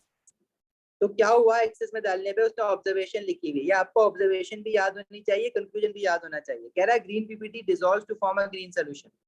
तो ग्रीन पीपीटी हमारे पास जो बना था वो क्रोमियम का बना था और आयरन का बना था, लेकिन डिसॉल्व किस में हो रहा है? सिर्फ क्रोमियम में। तो इसका मतलब है कि आयन कौन सा है? क्रोमियम 3 पॉजिटिव आयन है, आयरन 2 पॉजिटिव आयन नहीं है। तो एक कैटाइन हमारे पास कौन सा हो गया? This is chromium 3 positive ion. Formula लिख दो डायरेक्ट। ठीक है, अच्छा साथ में व्हाइट पीपीटी भी बन रहा है, जो कि ज़ाहिर है ग्रीन पीपीटी के साथ व्हाइट पीपीटी आपको दिख नहीं रहा होगा, लेकिन ग्रीन पीपीटी जैसी डिसॉल्व हो जाएगा तो व्हाइट पीपीटी भी आपको दिखेगा। लेकिन एक्सेस सोडियम हाइड्रोक्साइड डालने पे व्हाइट पीपीटी पे कोई फर्क नहीं पड़ा। तो व्हाइट पीपीटी किस वजह से बन रहा था वो आइडेंटिफाई करो कि सोडियम हाइड्रोक्साइड डालने पे व्हाइट पीपीटी किस वजह से, किस आयंस की वजह से बनता है, और वो इंसॉल्युबल रहा है। देखो सोडियम हाइड्रोक्साइड जब भी हम डालते हैं तो व्हाइट पीपीटी जो है वो एल्यूमिनियम आयन के साथ बनता है और कैल्शियम आयन के साथ बनता है और जिंक आयन के साथ बनता है। और जब एक्सेस सोडियम हाइड्रोक्साइड डालते हैं तो व्हाइट पीपीटी एल्यूमिनियम आयन की वजह से जो होता है वो सॉल्युबल हो जाता है। जिंक आयन की वजह से जो व्हाइट पीपीटी होता है वो भी सॉल्युबल हो जाता है। सिर्फ कैल्शियम आयन की वजह से जो व्हाइट पीपीटी होता है वो इनसॉल्युबल रहता है एक्सेस में। अभी वो कह रहा है कि इनसॉल्युबल रहा है, तो इट मींस कि वो कैल्शियम आयन है। देखो उसने कहा ना white PPT remain, white PPT dissolve नहीं हुआ है, सिर्फ ग्रीन पीपीटी डिसॉल्व हुआ। इट मींस के ये कैल्शियम 2 पॉजिटिव आयन। लो कैटाइन पता लग गया। एनाइन कह रहा है कि नाइट्रेट आयन है। देखो ये जो है ना 1 मार्क और 1 मार्क का, बाकी 3 मार्क्स का आपने ये लिखना है, ये दोनों चीजें। इसका नाइट्रेट आयन का टेस्ट लिखना है और उसकी ऑब्जर्वेशन लिखनी है। कंक्लूजन उसने बता दिया, मतलब कंक्लूजन में नाइट्रेट आयन है तो मतलब नाइट्रेट आयन का टेस्ट लिखना है और ऑब्जर्वेशन लिखनी है। इससे आसान क्वेश्चन कोई नहीं हो सकता। तो आपने ये रटा हुआ है, रटना है। नाइट्रेट आयन का टेस्ट क्या होता है, रटो। add aqueous sodium hydroxide, then add aluminium foil and warm carefully। और ऑब्जर्वेशन में अमोनिया प्रोड्यूस्ड, और अमोनिया का टेस्ट भी लिखोगे क्योंकि उसने क्वेश्चन में लिखा हुआ है कि जो भी गैस बन रही है उसका टेस्ट भी लिखना है। और अमोनिया गैस का टेस्ट क्या होता है? Turns dam red litmus paper blue. ये सारा आपने लिखना है।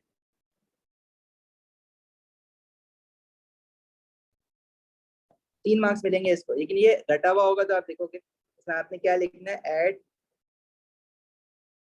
Aqueous sodium hydroxide and aluminium foil and warm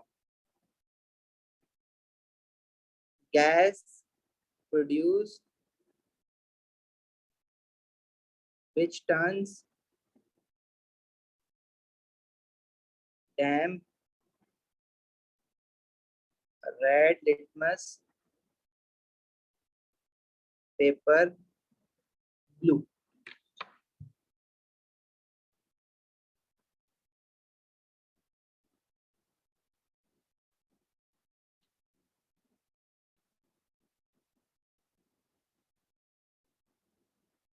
clear है?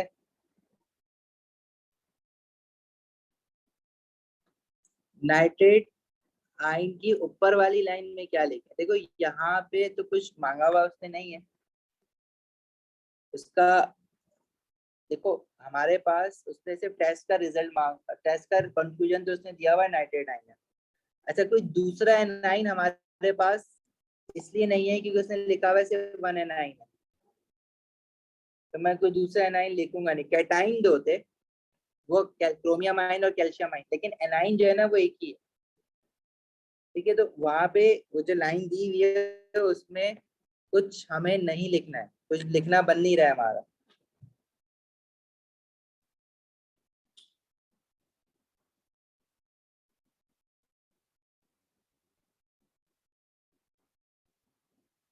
सही है।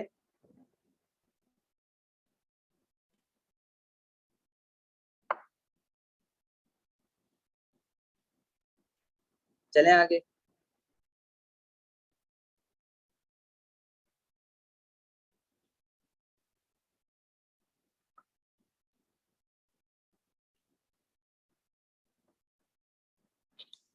हाँ अमोनिया गैस का लिख सकते हो यहाँ पे।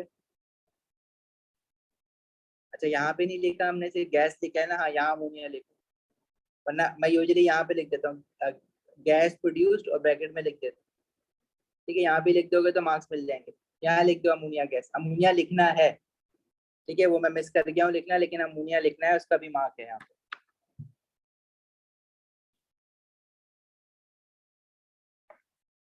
वो लाइन अमोनिया के लिए है बेसिकली, अगर आपने अमोनिया यहाँ नहीं लिखा है तो आप यहाँ लिख सकते हो अमोनिया गैस है। क्योंकि उसने देखो ऊपर इस क्वेश्चन में बोला है कि name any gas form and describe the test used to identify this gases. तो कंक्लूजन में जो गैस आपके पास है ना जो निकली है वो अमोनिया गैस है, तो आप कंक्लूजन में अमोनिया गैस यहाँ लिख दो। ठीक है, यूजुअली अक्सर वो देता नहीं है इस तरह से एनाइन के उसमें, तो हम लोग यूजुअली यहीं पे ऑब्जर्वेशन में लिख रहे होते हैं उसको, लेकिन यहाँ लाइन दी हुई है तो यहाँ लिख दो। सही है, मार्क दे देगा वो, कहीं भी लिख दिया तुमने, लिखा हुआ जरूर होना चाहिए अमोनिया का नाम।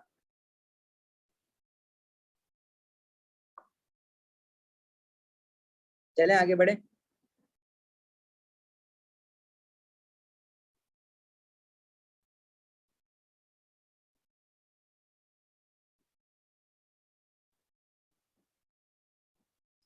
अच्छा जी नेक्स्ट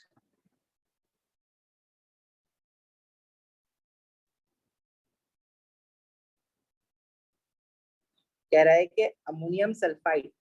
अब अमोनियम सल्फाइड, एक तो अमोनियम सल्फेट होता है, पॉलीएटॉमिक आइंस के नाम याद किए ना, सल्फेट आइन होता है और एक सल्फाइड आइन होता है।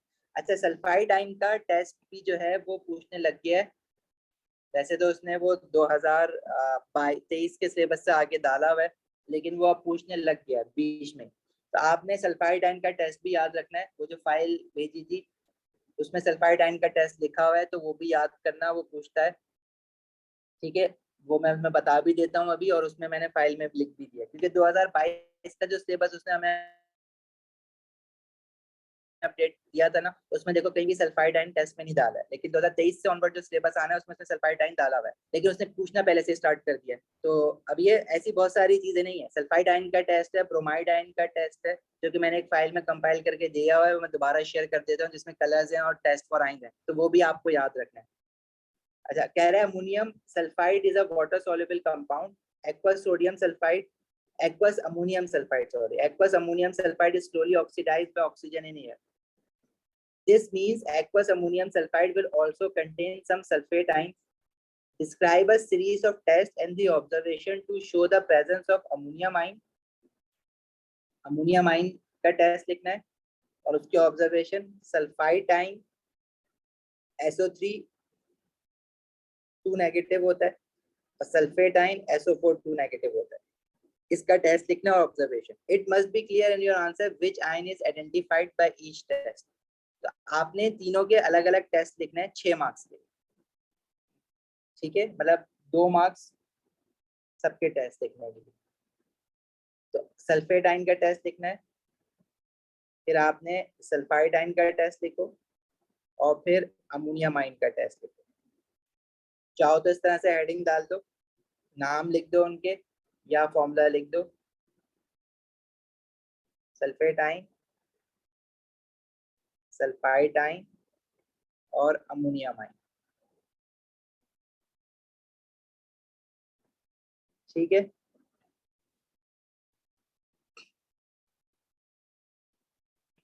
अच्छा, क्या टेस्ट है सल्फेट आयन का? हम सल्फेट आयन के टेस्ट में तो हम बेरियम नाइट्रिक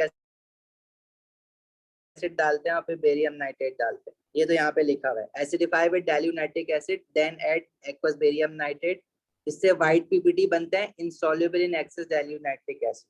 ठीक है, ये पूरी चीज आपने सब लिख देना है, white PPT insoluble in dilute nitric acid.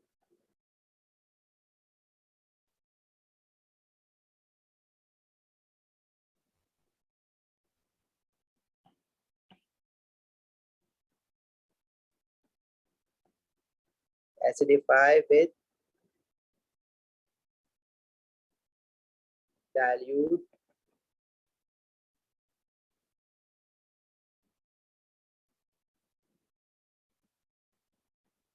Nitric acid then add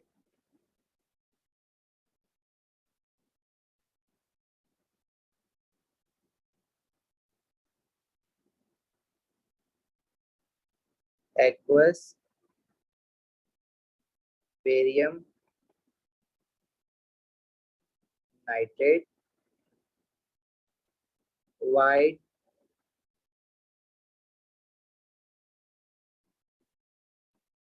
precipitate forms which is insoluble in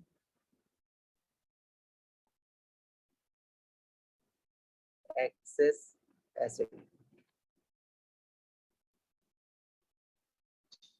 जारी क्लास जो है ना ये 6 बजे तक चलेगी। हम 5 बजे जो है वो ब्रेक लेंगे असर का 15 मिनट का, उसके बाद फिर कंटिन्यू करेंगे। सल्फाइड आयन का टेस्ट क्या होता है? हम अगेन इसको एसिडिफाई करते हैं, एसिडिफाई, ठीक है, और उसके बाद एंड हीट।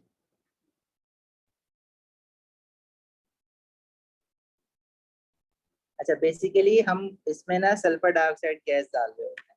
अब sulphur dioxide gas produce, sulphide ion को जब हम एसिडिफाई करके हीट करेंगे ना तो सल्फर डाइऑक्साइड गैस प्रोड्यूस्ड होती है। सल्फर डाइऑक्साइड गैस क्या करती है, हम इसमें ना एसिडिफाइड पोटेशियम मैग्नेट डालेंगे। अब सल्फर डाइऑक्साइड गैस जो होती है ना वो रिड्यूसिंग एजेंट होती है, और एसिडिफाइड पोटेशियम मैग्नेट जो होता है वो ऑक्सीडाइजिंग एजेंट होता है।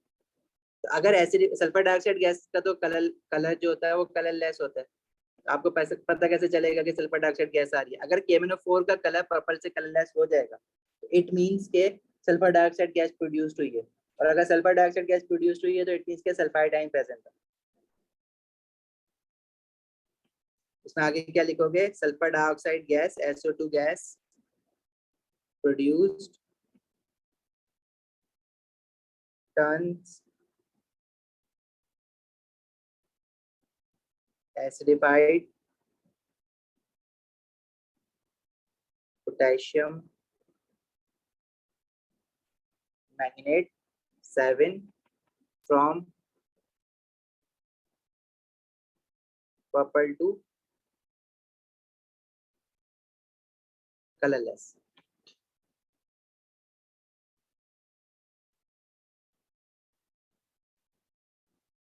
अमोनियम आयन का टेस्ट क्या है? हम इसमें सोडियम हाइड्रोक्साइड डालते हैं, हीट करते हैं, वार्म करते हैं, और अमोनिया गैस प्रोड्यूस होती है that turns dam red pepper blue. ये यहाँ पे लिखा हुआ है, ये मैं फाइल भी शेयर कर देता हूँ अभी ग्रुप पे ना। अमोनियम आयन, सोडियम हाइड्रोक्साइड डालेंगे, एक्वा सोडियम हाइड्रोक्साइड, ठीक है, अमोनिया प्रोड्यूस्ड ऑन वार्मिंग, और फिर अमोनिया का टेस्ट लिखेंगे कि turns dam red pepper blue.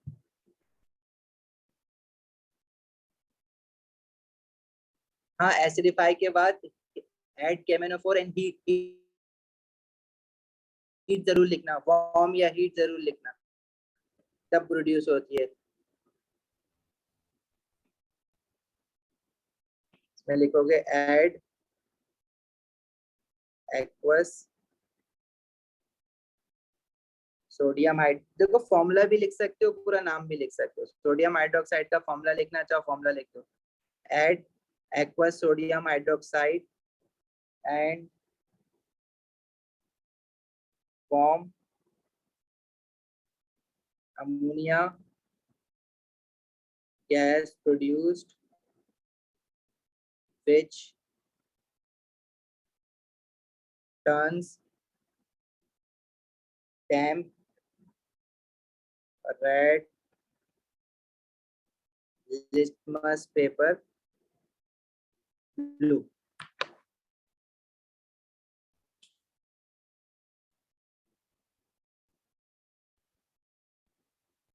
चलें आगे।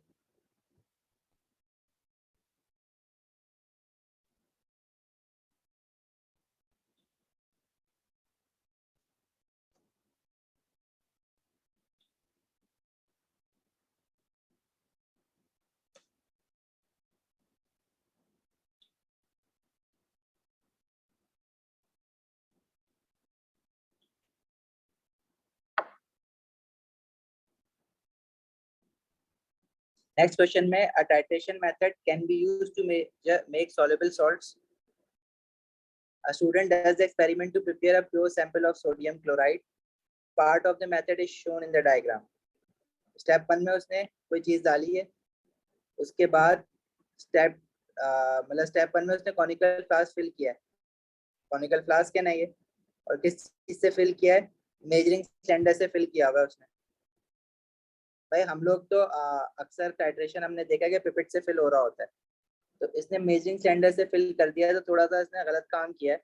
तो वो शायद ये पूछ सकता है आगे कि भाई ये जो इसने काम किया है इसकी जगह और क्या हो सकता था। इसकी जगह आप क्या लिख सकते हो? भाई इसकी जगह उसको चाहिए था पिपेट यूज कर ले, अगर पिपेट नहीं था तो ब्यूरेट यूज कर लेता। लेकिन मेजरिंग सिलेंडर जो है ना वो एक्यूरेट तो होता है, लेकिन पिपेट से लेस एक्यूरेट होता है। बहरहाल करा है उसने। स्टेप 2 में उसने ब्यूरेट फिल किया है, ठीक है, दिस इज ब्यूरेट। अच्छा, ब्यूरेट को तो आपने पूरा फिल करना है ना, तो आप किसी भी चीज से फिल कर लो। तो उसने बीकर से निकाल के डाला है, उससे कोई प्रॉब्लम नहीं है कि ब्यूरेट खुद ही वॉल्यूम मेजर कर रहा है ना, कॉनिकल फ्लास्क तो मेजर नहीं कर रहा। तो ब्यूरेट से कोई किसी भी चीज से फिल करो कोई प्रॉब्लम नहीं। फिर स्टेप 3 में उसने जाहिर है एसिड डालने के बाद इंडिकेटर वगैरह डाला होगा ना, जो उसने लिखा नहीं है। और फिर उसने स्टेप 4 में टाइट्रेशन स्टार्ट किए, और फिर आगे जो है वो टाइट्रेशन कर रहा होगा। अब उसने ये तो नहीं बताया कि उसने एसिड कौन सा लिया और अल्कली कौन सा लिया, लेकिन उसने साथ में ये बता दिया कि सोडियम क्लोराइड बना रहा है। तो तुम लोगों को पता है कि एसिड कौन सा लेना चाहिए, अल्कली कौन सा लेना चाहिए। एनाइन जो आता है वो हमेशा एसिड से आता है टाइट्रेशन में। तो एसिड उसने HCl लिया होगा, और अल्कली जो है वो सोडियम हाइड्रोक्साइड लिया होगा। प्रोडक्ट में सोडियम क्लोराइड सॉल्युबल सॉल्ट बनेगा और वाटर बनेगा, ठीक है। फिर कह रहा है step 1 the student uses the measuring cylinder to add 25 centimetre cube of aqueous sodium hydroxide to conical flask. State how the accuracy of the experiment could be improved in step 1. आपने measuring cylinder की जगह pipette लेना चाहिए था। Use pipette.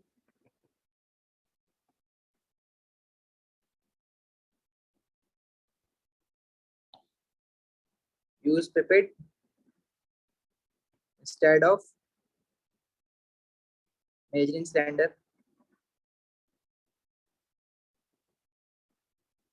फिर कह रहा है describe what the student does in step 2 of the method. Include the names of the apparatus A and the solution B. अच्छा जी, अब उसने ये तो तुम्हें बता दिया ना कि स्टेप 1 में जो कॉनिकल फ्लास्क में उसने भरा है वो सोडियम हाइड्रोक्साइड भरा है, तो इसके अंदर सोडियम हाइड्रोक्साइड भरा है। तो ब्यूरेट में वो एसिड भरेगा।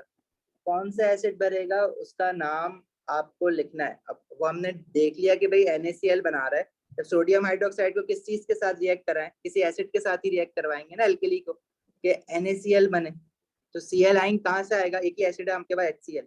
सोल्यूशन A जो है वो HCl है। कह रहे name the apparatus A and solution B। apparatus A तो बीकर है, आपने इसको देख के आइडेंटिफाई करना है apparatus A। अच्छा apparatus A तो ब्यूरेट है, और apparatus B का नाम नहीं पूछा है, सोल्यूशन B का नाम पूछा है, apparatus का नाम नहीं पूछा है। तो सोल्यूशन इज HCl, ठीक है, HCl इसमें फिल इन करा है। तो apparatus A इज ब्यूरेट, और जो सोल्यूशन डाला है उसमें वो हमने HCl डाला है, ठीक है। और क्या कह रहा है, describe what the student does in step 2 of the method. अब ये 3 मार्क्स के लिए, अभी हम 2 पॉइंट्स की बात कर रहे हैं। उसने कहा है कि नेम ऑफ apparatus A बताओ and solution B, include the names of apparatus and solution B। तो स्टेप 2 को भी डिफाइन करना है ना। स्टेप 2 में आप कर क्या रहे हो, ब्यूरेट फिल कर रहे हो, student is filling the burette. और ब्यूरेट को फिल करने में क्या है भाई, आपने टैब क्लोज रखना है पहली बात, वरना तो नीचे से निकल जाएगा, ठीक है, वो तो ऑब्वियस बात है।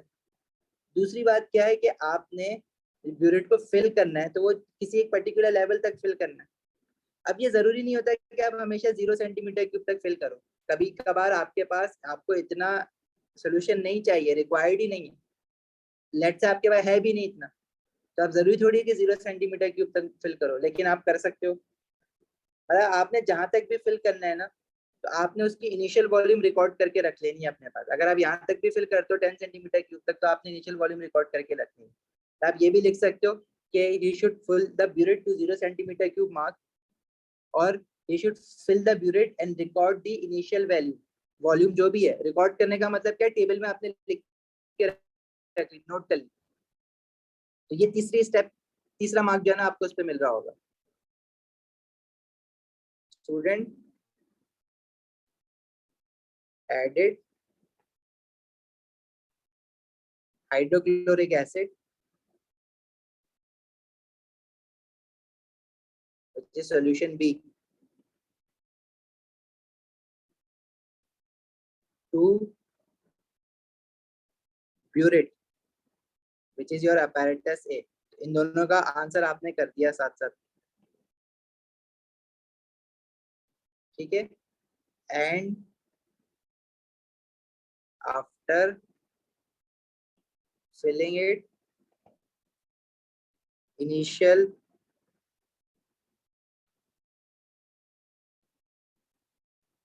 volume is recorded। अक्सर हम टेबल में लिख रहे होते हैं तो टेबल लिख दो, initial value is noted, jotted down, जो भी लिखना चाहो, इंग्लिश पे मार्क्स नहीं है।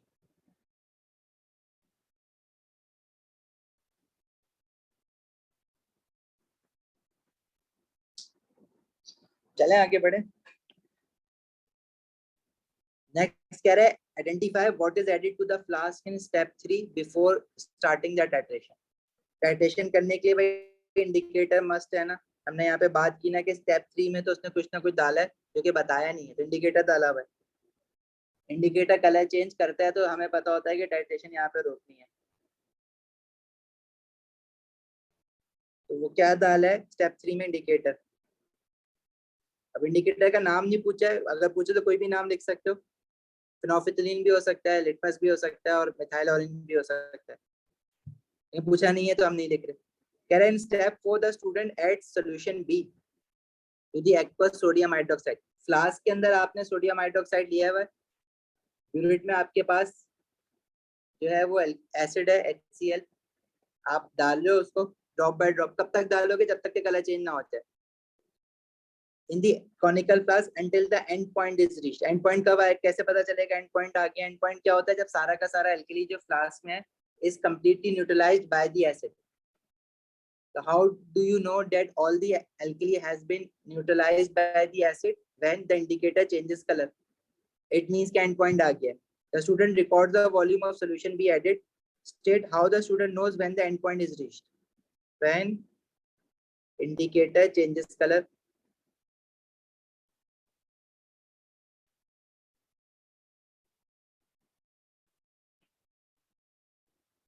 सही है भाई यहाँ तक बात। उसके बाद कह रहा है the rest of the method involves adding the recorded volume of solution B to another 25 centimeter cube of aqueous sodium hydroxide। Now the titration is repeated।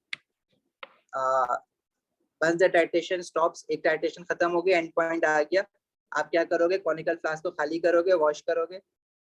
Wash कैसे करोगे, अच्छा आप वॉश करने के लिए उसको पानी डालोगे, फिर वॉश कर दोगे, रिंस कर दोगे। उसके बाद जो सोल्यूशन आपने फिल इन करना है ना, वो सोल्यूशन डालोगे। जैसे आपने इसमें सोडियम हाइड्रोक्साइड डालना है, तो आपने सोडियम हाइड्रोक्साइड डालने के बाद कॉनिकल फ्लास्क को हिलाओगे, you will shake it, rinse it, ठीक है। फिर उसके बाद आप सोडियम हाइड्रोक्साइड इसमें डालोगे। उसका रीजन ये होता है, उसका रीजन इसलिए होता है क्योंकि अगर आप उसको क्या कहते हैं, पानी उसमें अगर आप छोड़ देते हो तो समटाइम्स इट हैपेंस के आपके पास वो डाइल्यूट जो सोडियम हाइड्रोक्साइड आप डाल रहे हो पर्टिकुलर कंसंट्रेशन का डाल रहे हो, तो कुछ पानी के ड्रॉप्स अगर उसमें रह जाएंगे तो सोडियम हाइड्रोक्साइड डालने के बाद वो डाइल्यूट हो जाएगा। यहाँ पे पूछा हुआ नहीं है लेकिन मैं बता रहा हूँ कि इस तरह से होता है, इस चीजों का भी क्वेश्चन बना हुआ है। तो जो रिकॉर्डिंग्स है ना उसमें वो मिल जाएगा वाला क्वेश्चन तुम लोगों को। अच्छा क्या कह रहे थे, rest of the method involve adding recording the volume of solution B to another 25 centimetre cube of aqua sodium hydroxide, the substance added in step 3 of the first titration is not added. अच्छा अब जो है ना उसने step 3 में indicator डाला था, indicator नहीं डाला। देखो ये जो टाइट्रेशन हम कर रहे हैं ना सॉल्ट प्रिपरेशन के लिए कर रहे हैं, आपको अभी पता लग गया है कि in order to completely neutralise the 25 centimetre cube of alkali in the conical flask you need a particle volume of acid. कैसे पता लगा, जब एंड पॉइंट आया कलर चेंज हो गया। तो वो कह रहा है कि अब जब उसने ये काम रिपीट करा है ना तो बगैर इंडिकेटर के डाला है। ठीक है, ये जब आप सॉल्ट प्रिपरेशन की वीडियो देखोगे ना, जब मैं आपको भेजता हूँ अभी, उसमें हमने टाइट्रेशन के मेथड के थ्रू भी सॉल्ट्स बनाए। तो उसमें हमने ये देखा है, देखो अगर मुझे NaCl सॉल्ट बनाना है तो हमारे पास कॉनिकल फ्लास्क में जैसे सोडियम हाइड्रोक्साइड है, मैंने उसमें HCl डाला, 25 सेंटीमीटर क्यूब अगर पर्टिकुलर कंसेंट्रेशन का सोडियम हाइड्रोक्साइड है तो उसके लिए कितना HCl का वॉल्यूम डालना है वो मुझे नहीं पता था। मैं ज्यादा नहीं डालना चाहता HCl, क्योंकि आपने मेरे साथ पढ़ा है कि अगर एल्कली और एसिड में से कोई भी एक चीज ज्यादा रह जाएगी, अगर कोई भी एक रिएक्टेंट आपने एक्सेस में डाल दिया तो सॉल्ट बन तो जाएगा, लेकिन वो जो लेफ्ट ओवर, जैसे लेट से तुमने ना HCl एक्सेस में डाल दिया तो HCl जो होगा वो लेफ्ट ओवर रह जाएगा, और जब वो लेफ्ट ओवर रह जाएगा तो आपके पास फाइनल सोल्यूशन में सिर्फ NaCl नहीं होगा, साथ में आपके पास कुछ लेफ्ट ओवर HCl भी होगा। आप सॉल्ट निकालने के लिए क्या करोगे, इवेपोरेशन करोगे, उसकी पानी उड़ा दोगे, पानी उड़ा दोगे तो सिर्फ NaCl के क्रिस्टल्स थोड़ी मिलेंगे, फिर HCl के भी क्रिस्टल्स मिल जाएंगे, तो वो आपको तो सॉल्ट नहीं मिला ना, प्योर सॉल्ट तो नहीं मिला। तो you are suppose not to add any reactant in excess, और वो अवॉइड करने के लिए आपने टाइट्रेशन किए। जैसे कलर चेंज हो जाएगा यहाँ पे इंडिकेटर का तो आपको पता लग जाएगा कि भाई HCl मजीद नहीं डालना है। तो आपको ये पता लग गया कि HCl का कितना वॉल्यूम डालना है। Let's say 30 centimetre cube HCl जब डाला था 25 सेंटीमीटर क्यूब ऑफ एल्कली में तो एग्जैक्ट न्यूट्रलाइजेशन हो गई थी, मतलब कोई भी रिएक्टेंट एक्सेस में नहीं। लेकिन ये बात आपको इंडिकेटर ने बताई थी ना, तो सोल्यूशन में अब इंडिकेटर भी तो है। जब आप पानी इवेपोरेट कराओगे तो चलो अब इंडिकेटर के क्रिस्टल्स भी आ जाएंगे। तो जब आपको ये वॉल्यूम पता लग गया HCl का तो आप दोबारा टाइट्रेशन करोगे, आप बल्कि आपको टाइट्रेशन करने की भी जरूरत नहीं है, आपने बस 30 सेंटीमीटर क्यूब, आपको पता है कि जब भी मैं 30 सेंटीमीटर क्यूब वाला HCl और 25 centimetre cube sodium hydroxide add कराऊंगा आपस में, तो दोनों एग्जैक्टली रिएक्ट होकर खत्म हो जाएंगे, इन दोनों में से कुछ भी नहीं बचेगा एक्सेस में। तो आपने सिंपल ये दोनों वॉल्यूम मेजर करके ऐड करवानी है विदाउट इंडिकेटर, इसलिए ये रिएक्शन हम दोबारा करेंगे। Otherwise there will be an indicator molecules in the solution जो कि सोडियम क्लोराइड के क्रिस्टल्स के साथ वो भी मिल रहे होंगे आपको। समझ आई बात? तो जब भी टाइट्रेशन के मेथड के थ्रू सॉल्ट बना रहे होगे तो पहला टाइट्रेशन आप इंडिकेटर के साथ करते हो और दूसरी टाइट्रेशन आप विदाउट इंडिकेटर करोगे। मतलब दूसरी बार आपको टाइट्रेशन करने की भी जरूरत नहीं है, आप ऐसी वॉल्यूम मेजर करके भी डाल सकते हो ना, ड्रॉप बाय ड्रॉप डालने की क्या जरूरत है आपको, जब आपको पता ही है कि भाई particular volume of sodium hydroxide के लिए इतना पर्टिकुलर वॉल्यूम ऑफ HCl डालना ही डालना है। तो ये कह रहा है कि स्टेप 3 जो है वो फर्स्ट टाइट्रेशन में जो किया था वो नहीं किया। क्यों नहीं किया? क्योंकि इंडिकेटर नहीं चाहिए ना। State why this substance is not added, because we do not want indicator in final solution,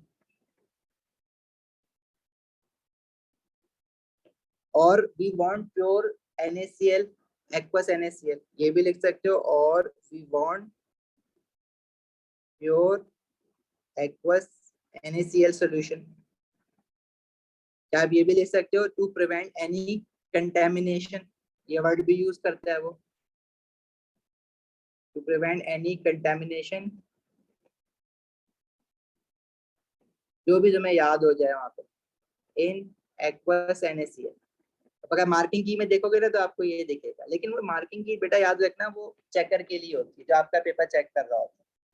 उसको आइडिया दे दिया एग्जामिनर ने कि कंटेमिनेशन वाला पॉइंट, अगर मतलब वर्ड कंटेमिनेशन नहीं ढूंढ रहा वो तुम्हारे आंसर में, वो तुम्हारे आंसर में ढूंढ रहा है कि क्या इसने ये रियलाइज करा है कि इंडिकेटर भी होगा, विदाउट इंडिकेटर इसलिए कर रहे हैं ताकि सिर्फ प्योर NaCl मिले।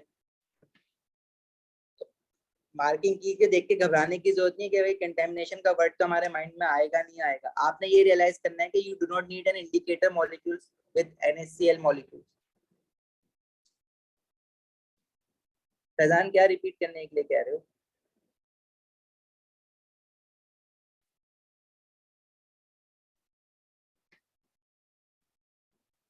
अच्छा, once you have NaCl solution तो उसमें से आपने प्योर क्रिस्टल्स कैसे निकालने हैं? आपने इवेपोरेशन करनी है, क्रिस्टलाइजेशन करनी है, वो जो पेपर 2 के लिए हम आंसर लिखते थे, heat the aqueous NaCl solution in evaporating dish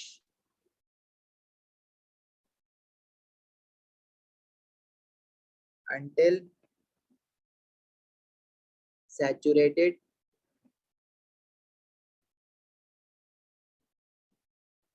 solution is achieved। ठीक है,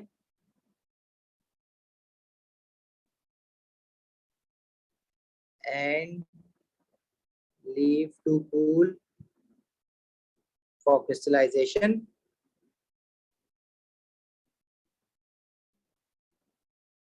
ठीक है, then dry the crystals। Dry आप किसी भी तरह से कर सकते हो, dry the crystals on a window सिल लिख दो, ऑन अ ओवन लिख दो। ठीक है, बहुत सारी चीजें लिखवाई हुई हैं। वीडियो एक बार जरूर देख लेना वो, ताकि आपको ये सारी सेपरेशन टेक्निक्स रिकॉल हो जाए अगर तो नहीं याद है तो। देखो वो बेसिकली यहाँ पे तो वो उसका अपैरेटस वॉश करने का जो प्रोसीजर था वो यहाँ पे तो इस क्वेश्चन में कहीं इंक्लूडेड नहीं है। मैं ऐसी जनरल बात बता रहा था कि अगर फॉर एग्जांपल आपने ब्यूरेट में एसिड डालना है और जैसा आपने देखो टाइट्रेशन एक बार कर ली ना, तो फ्लास्क में सिर्फ अल्कली तो नहीं था, एसिड भी आ गया। आप ऐसा तो नहीं ना आप सिर्फ उसको फेंकोगे और दोबारा से उसमें अल्कली भर के टाइट्रेशन स्टार्ट कर दोगे।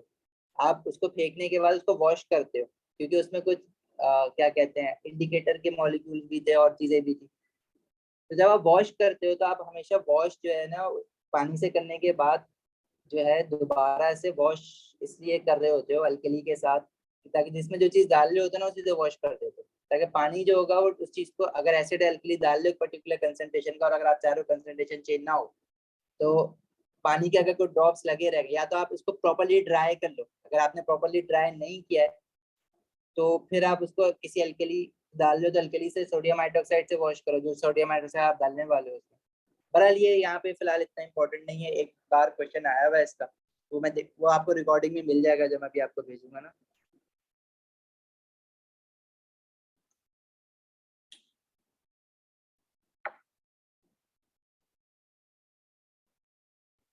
अच्छा, नेक्स्ट क्वेश्चन में कह रहा है a student oxidizes a sample of ethanol, some of the apparatus the student uses is shown। तो जो apparatus P है वो कंडेंसर है, ठीक है, लाइबिक कंडेंसर इसका पूरा नाम होता है, सिर्फ कंडेंसर भी लिख सकते हो। apparatus B जो है वो राउंड बॉटम फ्लास्क है, और apparatus R जो है वो फिल्टर फनल है, जो फिल्ट्रेशन के लिए यूज होता है ना, जिसके ऊपर फिल्टर पेपर रखते हो यहाँ पे। तो ये तीन सीधे सीधे आपके पास मार्क्स हैं जो आपने यहाँ से उठाने हैं। This is Liebig condenser, two is round bottom flask,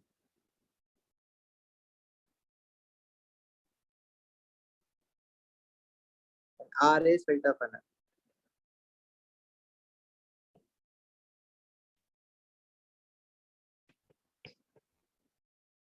अच्छा, the student transfers 25 centimeter cube of ethanol into apparatus Q, add an oxidizing agent, इसके अंदर ऑक्सीडाइजिंग एजेंट डाला इसने कोई, assembles the apparatus as shown। अब ये डिस्टिलेशन नहीं कर रहा है। अब आप यहाँ पे ये नहीं समझना कि ये एरर है और कंडेंसर तो हम यूं लगाते हैं, ये कंडेंसर वर्टिकल क्यों लगा हुआ है, ये कुछ और कर रहा है। अच्छा अब देखो कंडेंसर यहाँ पे काम क्या कर रहा होगा, अगर वाटर इन अंदर जा भी रहा है, अगर यहाँ से कोई चीज इवेपोरेट होकर बाहर जा रही है, मतलब उसको ठंडा जब वो कराएगा, ठंडा होके वो कहाँ वापस नीचे गिर जाएगा। बेसिकली ये यहाँ पे कुछ इस तरह से हो रहा है कि जो चीज इवेपोरेट हो रही है वो प्रिवेंट कर रहा है इवेपोरेशन, जो वेपर है उसको स्केप ना होने दे, ठंडा करके वापस कंडेंस करा के नीचे गिराते। लाइबिक देखो कहीं लिखा हुआ होता है मार्किंग की, में कहीं नहीं लिखा हुआ होता, अगर आप सिर्फ कंडेंसर भी लिख दोगे तो चल जाएगा, मार्क्स आपको मिल जाएगा, लेकिन इसका पूरा नाम जो बुक्स में लिखा हुआ होता है वो लाइबिक कंडेंसर ही लिखा हुआ होता है। अच्छा, heats the apparatus to gently until all the oxidizing agent has changed the color. Oxidizing agent का कलर चेंज हो गया। Name a suitable piece of apparatus to measure 25 centimetre cube of ethanol. जब particular fixed volume आप measure करते हो तो या तो आप पिपेट यूज करते हो, ब्यूरिट भी यूज कर सकते हो, लेकिन पिपेट यूज करना इजी होता है ना, ब्यूरिट भी लिख सकते हो उसकी जगह पे, किसी भी लिक्विड, इथेनॉल लिक्विड है ना। Name a suitable oxidising agent, तो इथेनॉल को ऑक्सीडाइज करने के लिए आपके पास दो ऑक्सीडाइजिंग एजेंट है, K2CR2O7 या KMnO4। यूजुअली हम लोग जो है ना एक्सपेरिमेंटल प्रोसीजर के लिए पोटेशियम मैग्नेट यूज कर रहे होते हैं, क्योंकि पोटेशियम मैग्नेट जो होता है वो हमारे पास एक्वस फॉर्म में होता है। K2CR2O7 यूजुअली क्रिस्टल्स होते हैं उसके, तो एसिडिफाइड पोटेशियम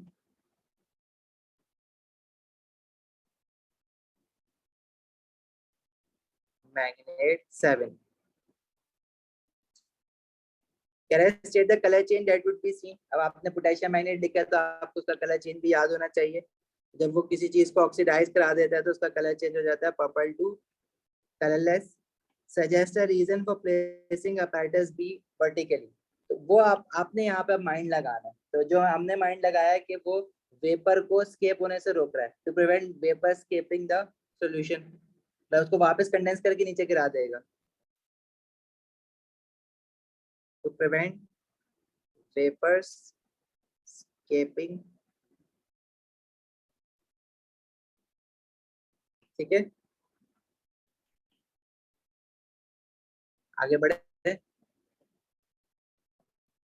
नेक्स्ट कह रहा है after all the oxidising agent reacts apparatus tube contains a mixture of ethanol, water and the product of the oxidation। अब यहाँ पे देखो ऑर्गेनिक का पार्ट जो आप लोग पूछते हो, ऑर्गेनिक का छोटा सा पार्ट है, रिएक्शंस रिकॉल कर लेना कि जब अल्कोहल को ऑक्सीडाइज कराते हो तो वो कार्बोक्सिलिक एसिड बन जाता है। मैंने बताया भी था शुरू में, इस तरह से अक्सर वो पूछ रहा होता है। तो इथेनॉल को ऑक्सीडाइज कराओगे तो जो प्रोडक्ट होगा आपके पास वो इथेनोइक एसिड बन जाएगा। अब आपके पास सोल्यूशन में इथेनॉल भी है, कुछ बचा जो रह गया है, पानी भी है और इथेनोइक एसिड भी है। तीन लिक्विड को जो आपस में डिसॉल्व हुए हैं उनको अगर सेपरेट, क्योंकि इथेनॉल पानी में डिसॉल्व होता है, alcohol dissolve in water, acid dissolve in water, क्योंकि वो आयनाइज होते हैं। अगर आपने उनको सेपरेट करवाना है तो 2 और मोर देन 2 मिसेबल लिक्विड्स को सेपरेट कराने के लिए जो आप टेक्निक यूज करते हो दैट इज फ्रैक्शनल डिस्टिलेशन। तो ये पूछा name the process used to separate 3 liquids in apparatus tube, fractional distillation। और fractional distillation works on the basis of difference in boiling points ना। State why this process is suitable, you should refer to the physical property। Physical property here involved is the boiling point, because these liquids have different boiling points।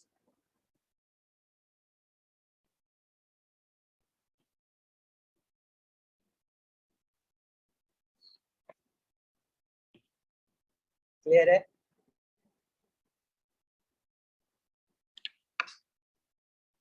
I think आगे बढ़ते हैं, एक ही question रह गया है, वो भी खत्म करके ना, 4 तो हो गए, तो हम क्लास एक साथ खत्म कर देते हैं, ब्रेक नहीं लेते हैं। नहीं, they dissolve in each other, but उनको सेपरेशन आप क्यों किस तरह से सेपरेशन टेक्निक जो एम्प्लॉय कर रहे हो आप, वो किस वजह से यूज कर रहे हो। Name the process used to separate 3 liquids, state why this process is suitable. वो मिक्स हुआ है वो इसलिए सुटेबल नहीं है, सेपरेट किस वजह से हो पा रहे हैं, क्योंकि डिफरेंट बॉइलिंग पॉइंट्स, इस वजह से ये प्रोसेस सुटेबल है। सही है फैजान, समझ आई बात?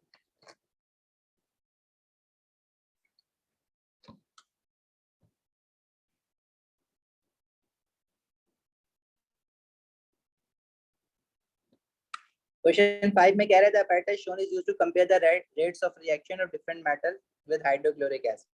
apparatus उसने बनाया हुआ है, कॉनिकल फ्लास्क है, एक स्ट्रिंग लगाई हुई है, उस स्ट्रिंग को खींचेगा तो ये जो छोटी सी ट्यूब है ना आपके पास, स्मॉल ट्यूब, ये गिरेगी, इसमें से कुछ हाइड्रोक्लोरिक एसिड के अंदर जो है वो क्या रिएक्ट करवा रहा है, किसी मेटल को रिएक्ट करवा रहा है ना, तो कैल्शियम मेटल होगा यहाँ पे, तो नीचे गिरेगा, एसिड के अंदर वो रिएक्ट होगा।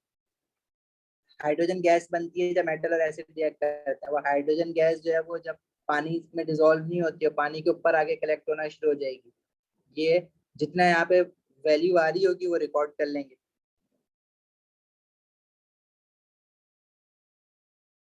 अब रेट मेजर करना है तो स्टॉप वॉच भी होगी, तो कि जिस रिएक्शन में जिस मेटल के साथ कम टाइम में ज्यादा वॉल्यूम आया होगा हाइड्रोजन गैस का, मतलब वो मेटल जो है वो फास्ट रिएक्शन कर रहा है।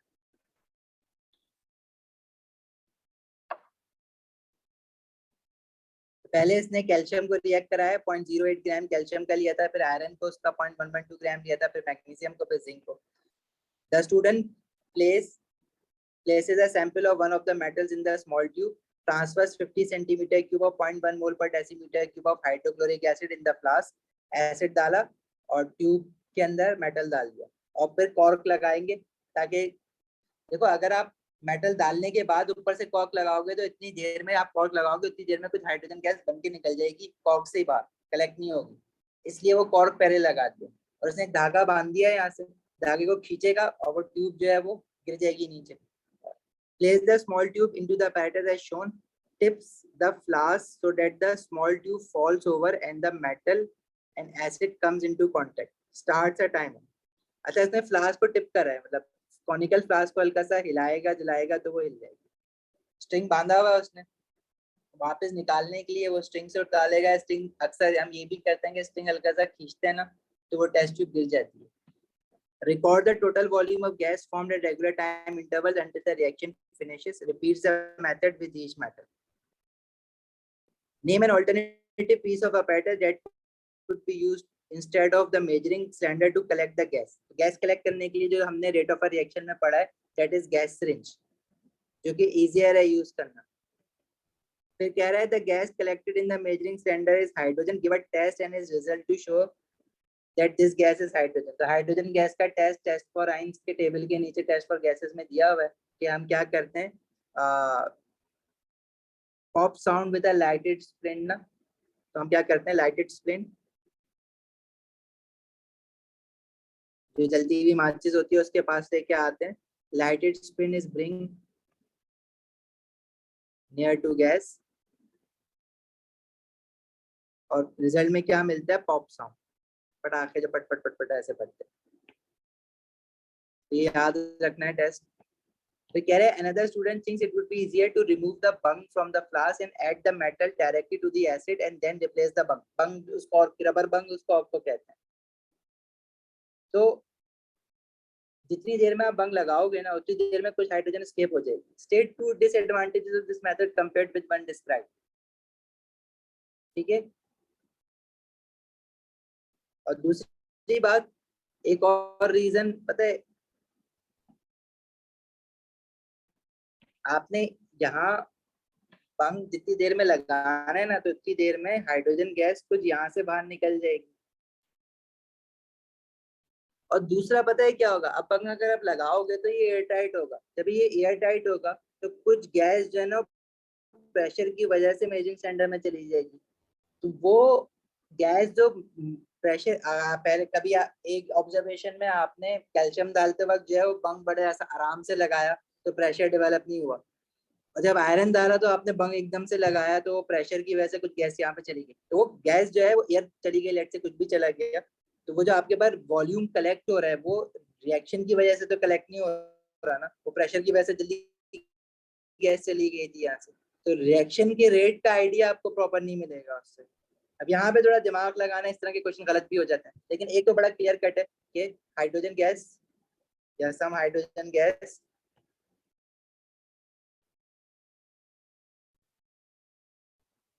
will escape the flask before bung is placed. Secondly, bung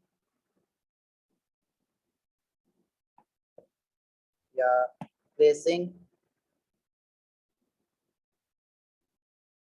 bung can displace भी लिख सकते हो, push भी लिख सकते हो, some gas into measuring cylinder.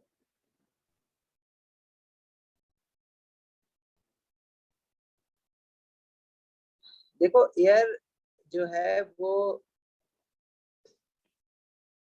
तो एंटर फ्लास्क में वैसे भी है ना, जैसे एसिड तो आपने पूरा तो नहीं भरा, तो यहाँ पे कुछ एयर भी है, तो एयर बेसिकली इस वजह से इसके अंदर ट्रेवल होता हुआ नहीं जा रहा है, क्योंकि जब आप हाइड्रोजन गैस प्रोड्यूस हो रही है ना, तो हाइड्रोजन गैस एयर से लाइटर होता है, तो हाइड्रोजन गैस जो है वो और ज्यादा प्रोड्यूस हो रहा है, तो वो प्रेशर की वजह से निकलेगा, और वो हाइड्रोजन गैस मोस्टली जो है वो इसमें से पास होके जा रही होगी। बहरहाल लिख सकते हो, लेकिन एयर वैसे भी, एयर यहाँ पे प्रॉब्लम ये है कि एयर तो ऑलरेडी भी थी अंदर, तो अगर कुछ और एयर एंटर हो भी गई है तो वो मसला नहीं है, लेकिन जब आपने बंक प्रेशर से लगाया ना जल्दी में, तो वो प्रेशर से कुछ एयर डिस्प्लेस करके मेजरिंग सेंटर में जरूर भेज सकता है।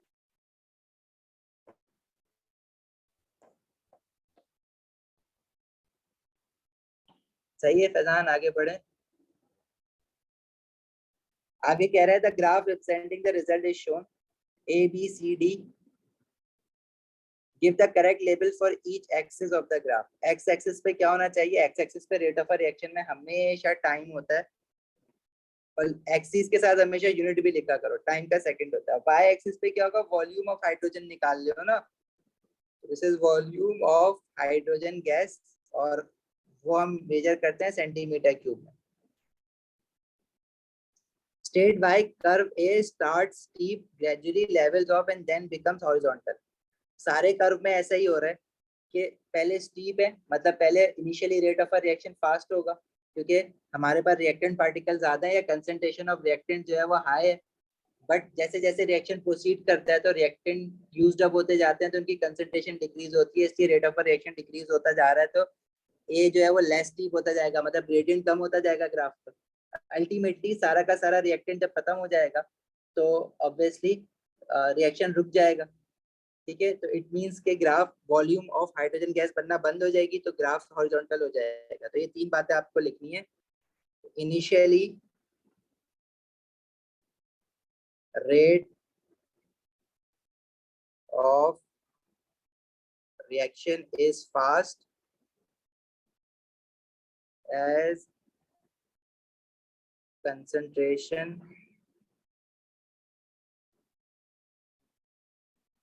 of reactant is highest as reaction proceeds.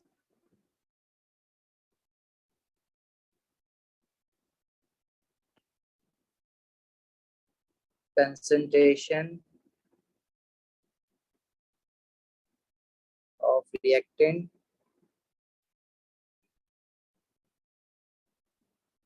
decreases, so rate decreases, factors affecting rate of a reaction की बात करें, और फिर and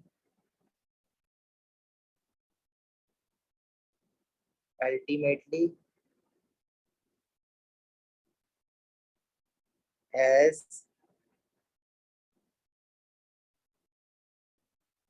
reactant get used up,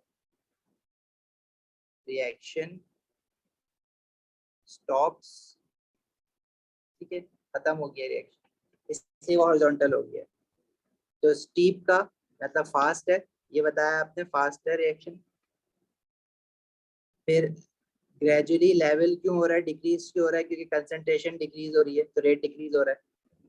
और फिर rate decrease, ultimately reactant get used up, तो रिएक्शन स्टॉप्स, इट मींस कि वो हॉरिजॉन्टल हो गया। चाहो तो ब्रैकेट्स में लिख भी दो कि हॉरिजॉन्टल क्यों हो गया।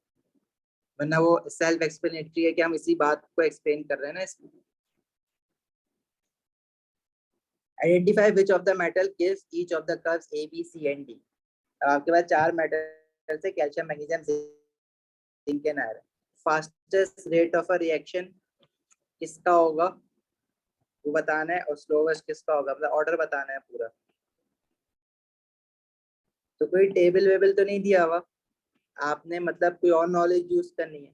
तो बेसिकली हम रिएक्टिविटी ऑफ मेटल्स को यूज करेंगे। अगर तुम लोग को याद हो रिएक्टिविटी सीरीज कल नसीमा के मंगेतर वाली, तो पोटेशियम और सोडियम एक्सप्लोसिवली रिएक्ट करते हैं, फिर उसके बाद कैल्शियम, मतलब जो ज्यादा रिएक्टिव मेटल है वो सबसे ज्यादा फास्ट रिएक्ट करेगा। तो फास्टेस्ट रेट जो है वो एक है। तो इन कैल्शियम से जिंक तक सबसे रिएक्टिव मेटल कौन सा है, कैल्शियम है। तो ए जो है वो कैल्शियम होगा। फिर उसके बाद कैल्शियम के बाद क्या आता है, मैग्नीशियम, फिर एल्यूमिनियम पे जिंक, फिर आयरन, फिर लेड। उसके नीचे वाले जो रिएक्ट ही नहीं होते ना, copper silver gold platinum acid के साथ। फिर आएगा बी जो होगा वो मैग्नीशियम होगा, क्योंकि कैल्शियम से लेस एक्टिव मैग्नीशियम है, तो उसका रिएक्शन रेट कैल्शियम मैग्नीशियम का रिएक्शन रेट एसिड के साथ कैल्शियम से कम होगा। फिर आता है जिंक रिएक्टिविटी ऑर्डर में, फिर आता है iron. Calcium magnesium zinc iron A B C D ये इस ऑर्डर में होंगे। कैल्शियम,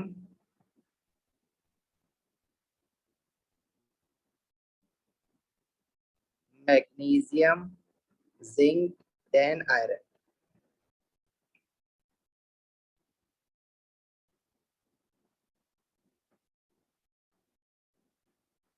सही है।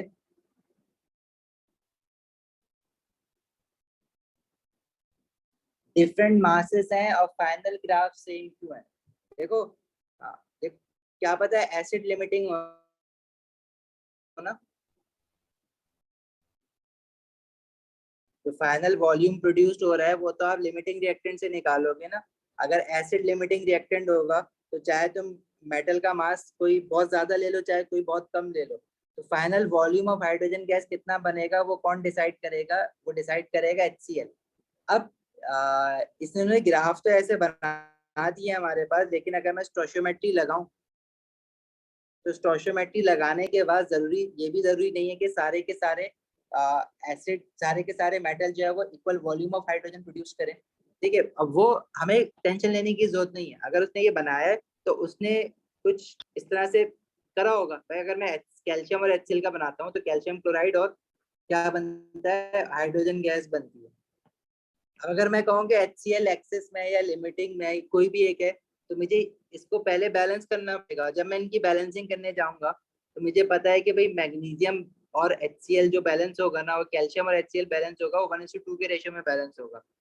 मैग्नीशियम और HCl भी 1:2 के रेशियो में बैलेंस होगा, क्योंकि वो भी 2 पॉजिटिव आयन होता है, जिंक भी 2 पॉजिटिव आयन होता है, और HCl भी 1:2 के रेशियो में बैलेंस होगा। आयरन का 2 पॉजिटिव आयन बनेगा, 1:2 के रेशियो में बैलेंस होगा। अगर मैं कहूँ कि HCl लिमिटिंग है तो देखो HCl के 2 मोल से हाइड्रोजन गैस का 1 मोल बनेगा। सब रिएक्शन में ही सारे रिएक्शन में इन पर्टिकुलर मेटल्स के सारे रिएक्शन में 2:1 का रेशियो रहेगा। सही है। अगर HCl लिमिटिंग में होगा तो सब में हाइड्रोजन गैस का वॉल्यूम इक्वली बन रहा होगा। सही है फैजान। लेकिन हमें इसमें पढ़ने की जरूरत नहीं है। तुमने क्वेश्चन से मैं ये चीज तुम्हारे जहन में आई, तुमने पूछा, अच्छी बात है। ये बात समझ आ गई, आगे बढ़े। आगे कह रहे हैं different masses of each of metal are used for the four experiment. Different masses of each metal are used for the four experiment. ठीक है, अभी ये देखो शायद तुम्हारी वाली बात पूछ रहा है आगे। State 3 variable that must be kept constant for the experiment. ठीक है, अब आप देखो मेटल की रिएक्टिविटी चेक कर रहे हो, तो बाकी मासेस चेंज कर रहे हो मेटल के। ठीक है, तो बाकी आपके पास जो क्या कहते हैं फैक्टर्स हैं जो कि रेट ऑफ रिएक्शन को अफेक्ट कर सकते हैं, वो आपने कांस्टेंट रखना है। तो कोई 3 वेरिएबल पूछ रहा है वो, तो देखो एसिड की कंसंट्रेशन चेंज नहीं करना, फिर कंसंट्रेशन ऑफ एसिड और टेम्परेचर, सॉल्यूशन का एसिड तक टेम्परेचर चेंज नहीं करना। अच्छा, मेटल जो डाल रहे हो जैसे कैल्शियम और जिंक का, अगर आप रेट ऑफ रिएक्शन मेजर कर रहे हो तो आपने ये देखना है कि कैल्शियम देखो मास चेंज करने से फर्क नहीं पड़ रहा है, क्योंकि मोस्ट प्रोबेबली HCl लिमिटिंग में, तो मास मैं ज्यादा डालूं किसी मेटल का, कम डालूं, डजंट मैटर। अगर HCl एसिड खत्म हो रहा है तो वॉल्यूम ऑफ हाइड्रोजन गैस जो बनेगा वो सब में HCl की वजह से ही बन रहा है, मतलब लिमिटिंग रिएक्टेंट तो वही है ना। मासेस की वजह से फर्क नहीं पड़ रहा है रेट ऑफ रिएक्शन में। रेट ऑफ रिएक्शन पे फर्क पड़ रहा है मेटल्स की रिएक्टिविटी की वजह से, कि कौन सा ज्यादा रिएक्टिव है, कौन सा लेस रिएक्टिव है। तो मासेस आप कम ज्यादा डाल सकते हो, लेकिन वो जो मेटल जिस फॉर्म में डाल रहे हो ना, अगर सब पाउडर फॉर्म में तो सारे पाउडर फॉर्म में होने चाहिए। ऐसा नहीं किसी के लम्प्स हो, किसी की चिप्स हो, कोई पाउडर फॉर्म हो, मतलब सरफेस एरिया भी कांस्टेंट होना चाहिए ना सबका, कांस्टेंट सरफेस एरिया या same surface area of all metal. जो अगर कैल्शियम पाउडर फॉर्म में तो जिंक भी पाउडर फॉर्म में ही डालना, आयरन भी पाउडर फॉर्म में ही डालना, सेम सरफेस एरिया। और तो भी फैक्टर नहीं है ना, मतलब और फैक्टर्स होते हैं जो कि रेट ऑफ रिएक्शन को अफेक्ट करते हैं, जैसे कि कैटलिस्ट है, लेकिन यहाँ पे तो कैटलिस्ट का कोई लेना देना है ही नहीं ना रिएक्शन में। और दूसरा क्या होता है, प्रेशर। अब प्रेशर गैसेस के लिए होता है, यहाँ पे कोई गैस तो नहीं है रिएक्टेंट फॉर्म में, हाइड्रोजन प्रोडक्ट में बन रही है, लेकिन जो रिएक्टेंट है उनके अगर प्रेशर बढ़ाते हो तो वो रेट ऑफ रिएक्शन बढ़ाते हैं। लेकिन रिएक्टेंट में मैग्नीशियम या कैल्शियम या जिंक मेटल है, और HCl एक्वस फॉर्म में, तो गैस तो कोई नहीं है रिएक्टेंट फॉर्म में, तो प्रेशर को चेंज करने ना करने से रेट ऑफ रिएक्शन पे वैसे भी फर्क नहीं पड़ा, चाहे आप कांस्टेंट रखो चाहे ना रखो। इसी तरह कैटलिस्ट का भी लेना देना ही नहीं है, तो कैटलिस्ट डालो नहीं डालो रेट ऑफ रिएक्शन पे कोई फर्क नहीं पड़ा, क्योंकि इन रिएक्शन में कोई कैटलिस्ट होता ही नहीं है। तो ये 3 फैक्टर्स लिखते हैं आप, सरफेस एरिया, टेम्परेचर, कंसंट्रेशन। अगर आप कैटलिस्ट लेके आ जाओगे तो कैटलिस्ट का इस एक्सपेरिमेंट में कोई लेना देना नहीं है ना, वो फैक्टर है जो कि रेट ऑफ रिएक्शन को अफेक्ट करता है, लेकिन यहाँ कोई कंसर्न नहीं होता। तो कह रहा है suggest why different masses of each metal are used for 4 experiment. तो देखो उसका आप सजेस्ट कर सकते हो क्या रीजन हो सकते हैं भाई, डिफरेंट सेम मासेस क्यों नहीं लिए उन्होंने, ठीक है, डिफरेंट मासेस क्यों ले लिए। डिफरेंट मास है, हम क्या पता मोल रेशियो सेम रखना चाह रहे हैं, हम चाह रहे हैं कि सबके मोल सेम, क्योंकि अगर मैं मैग्नीशियम का 1 मोल का मास 24 ग्राम होता है, लेकिन अगर मैं कैल्शियम के 1 मोल की मास की बात करूं तो वो 40 ग्राम होता है। तो मास से डिफरेंट लेना का रीजन क्या पता ये हो कि वो मोल सेम रखना चाह रहे हो, ठीक है, सजेस्ट करना है, वरना और कोई ना तो मास सेम रखने का कोई रीजन है, ना कांस्टेंट चेंज करने का कोई रीजन है यहाँ पे।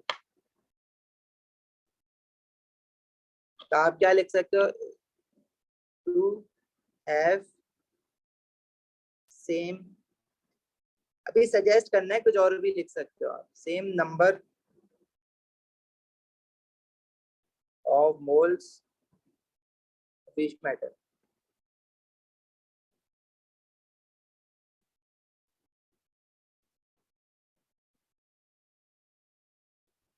खत्म, क्लास एंड करते हैं यहाँ पे। आपको मैं कुछ रिकॉर्डिंग्स भेजता हूँ, मैं एक प्लेलिस्ट बना के कुछ रिकॉर्डिंग्स का उसी में डाल देता हूँ, कि वो प्लेलिस्ट देख लो लाइन से, जितनी देख सकते हो, जितने जितने गैप से देख सकते हो, बाकी क्लियरली फिर हम करते रहते हैं।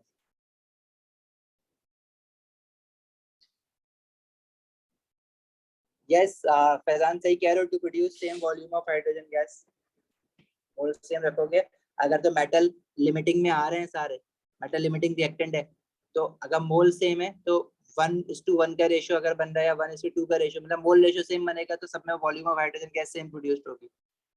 To produce same volume of hydrogen gas बिल्कुल लिख सकते हो।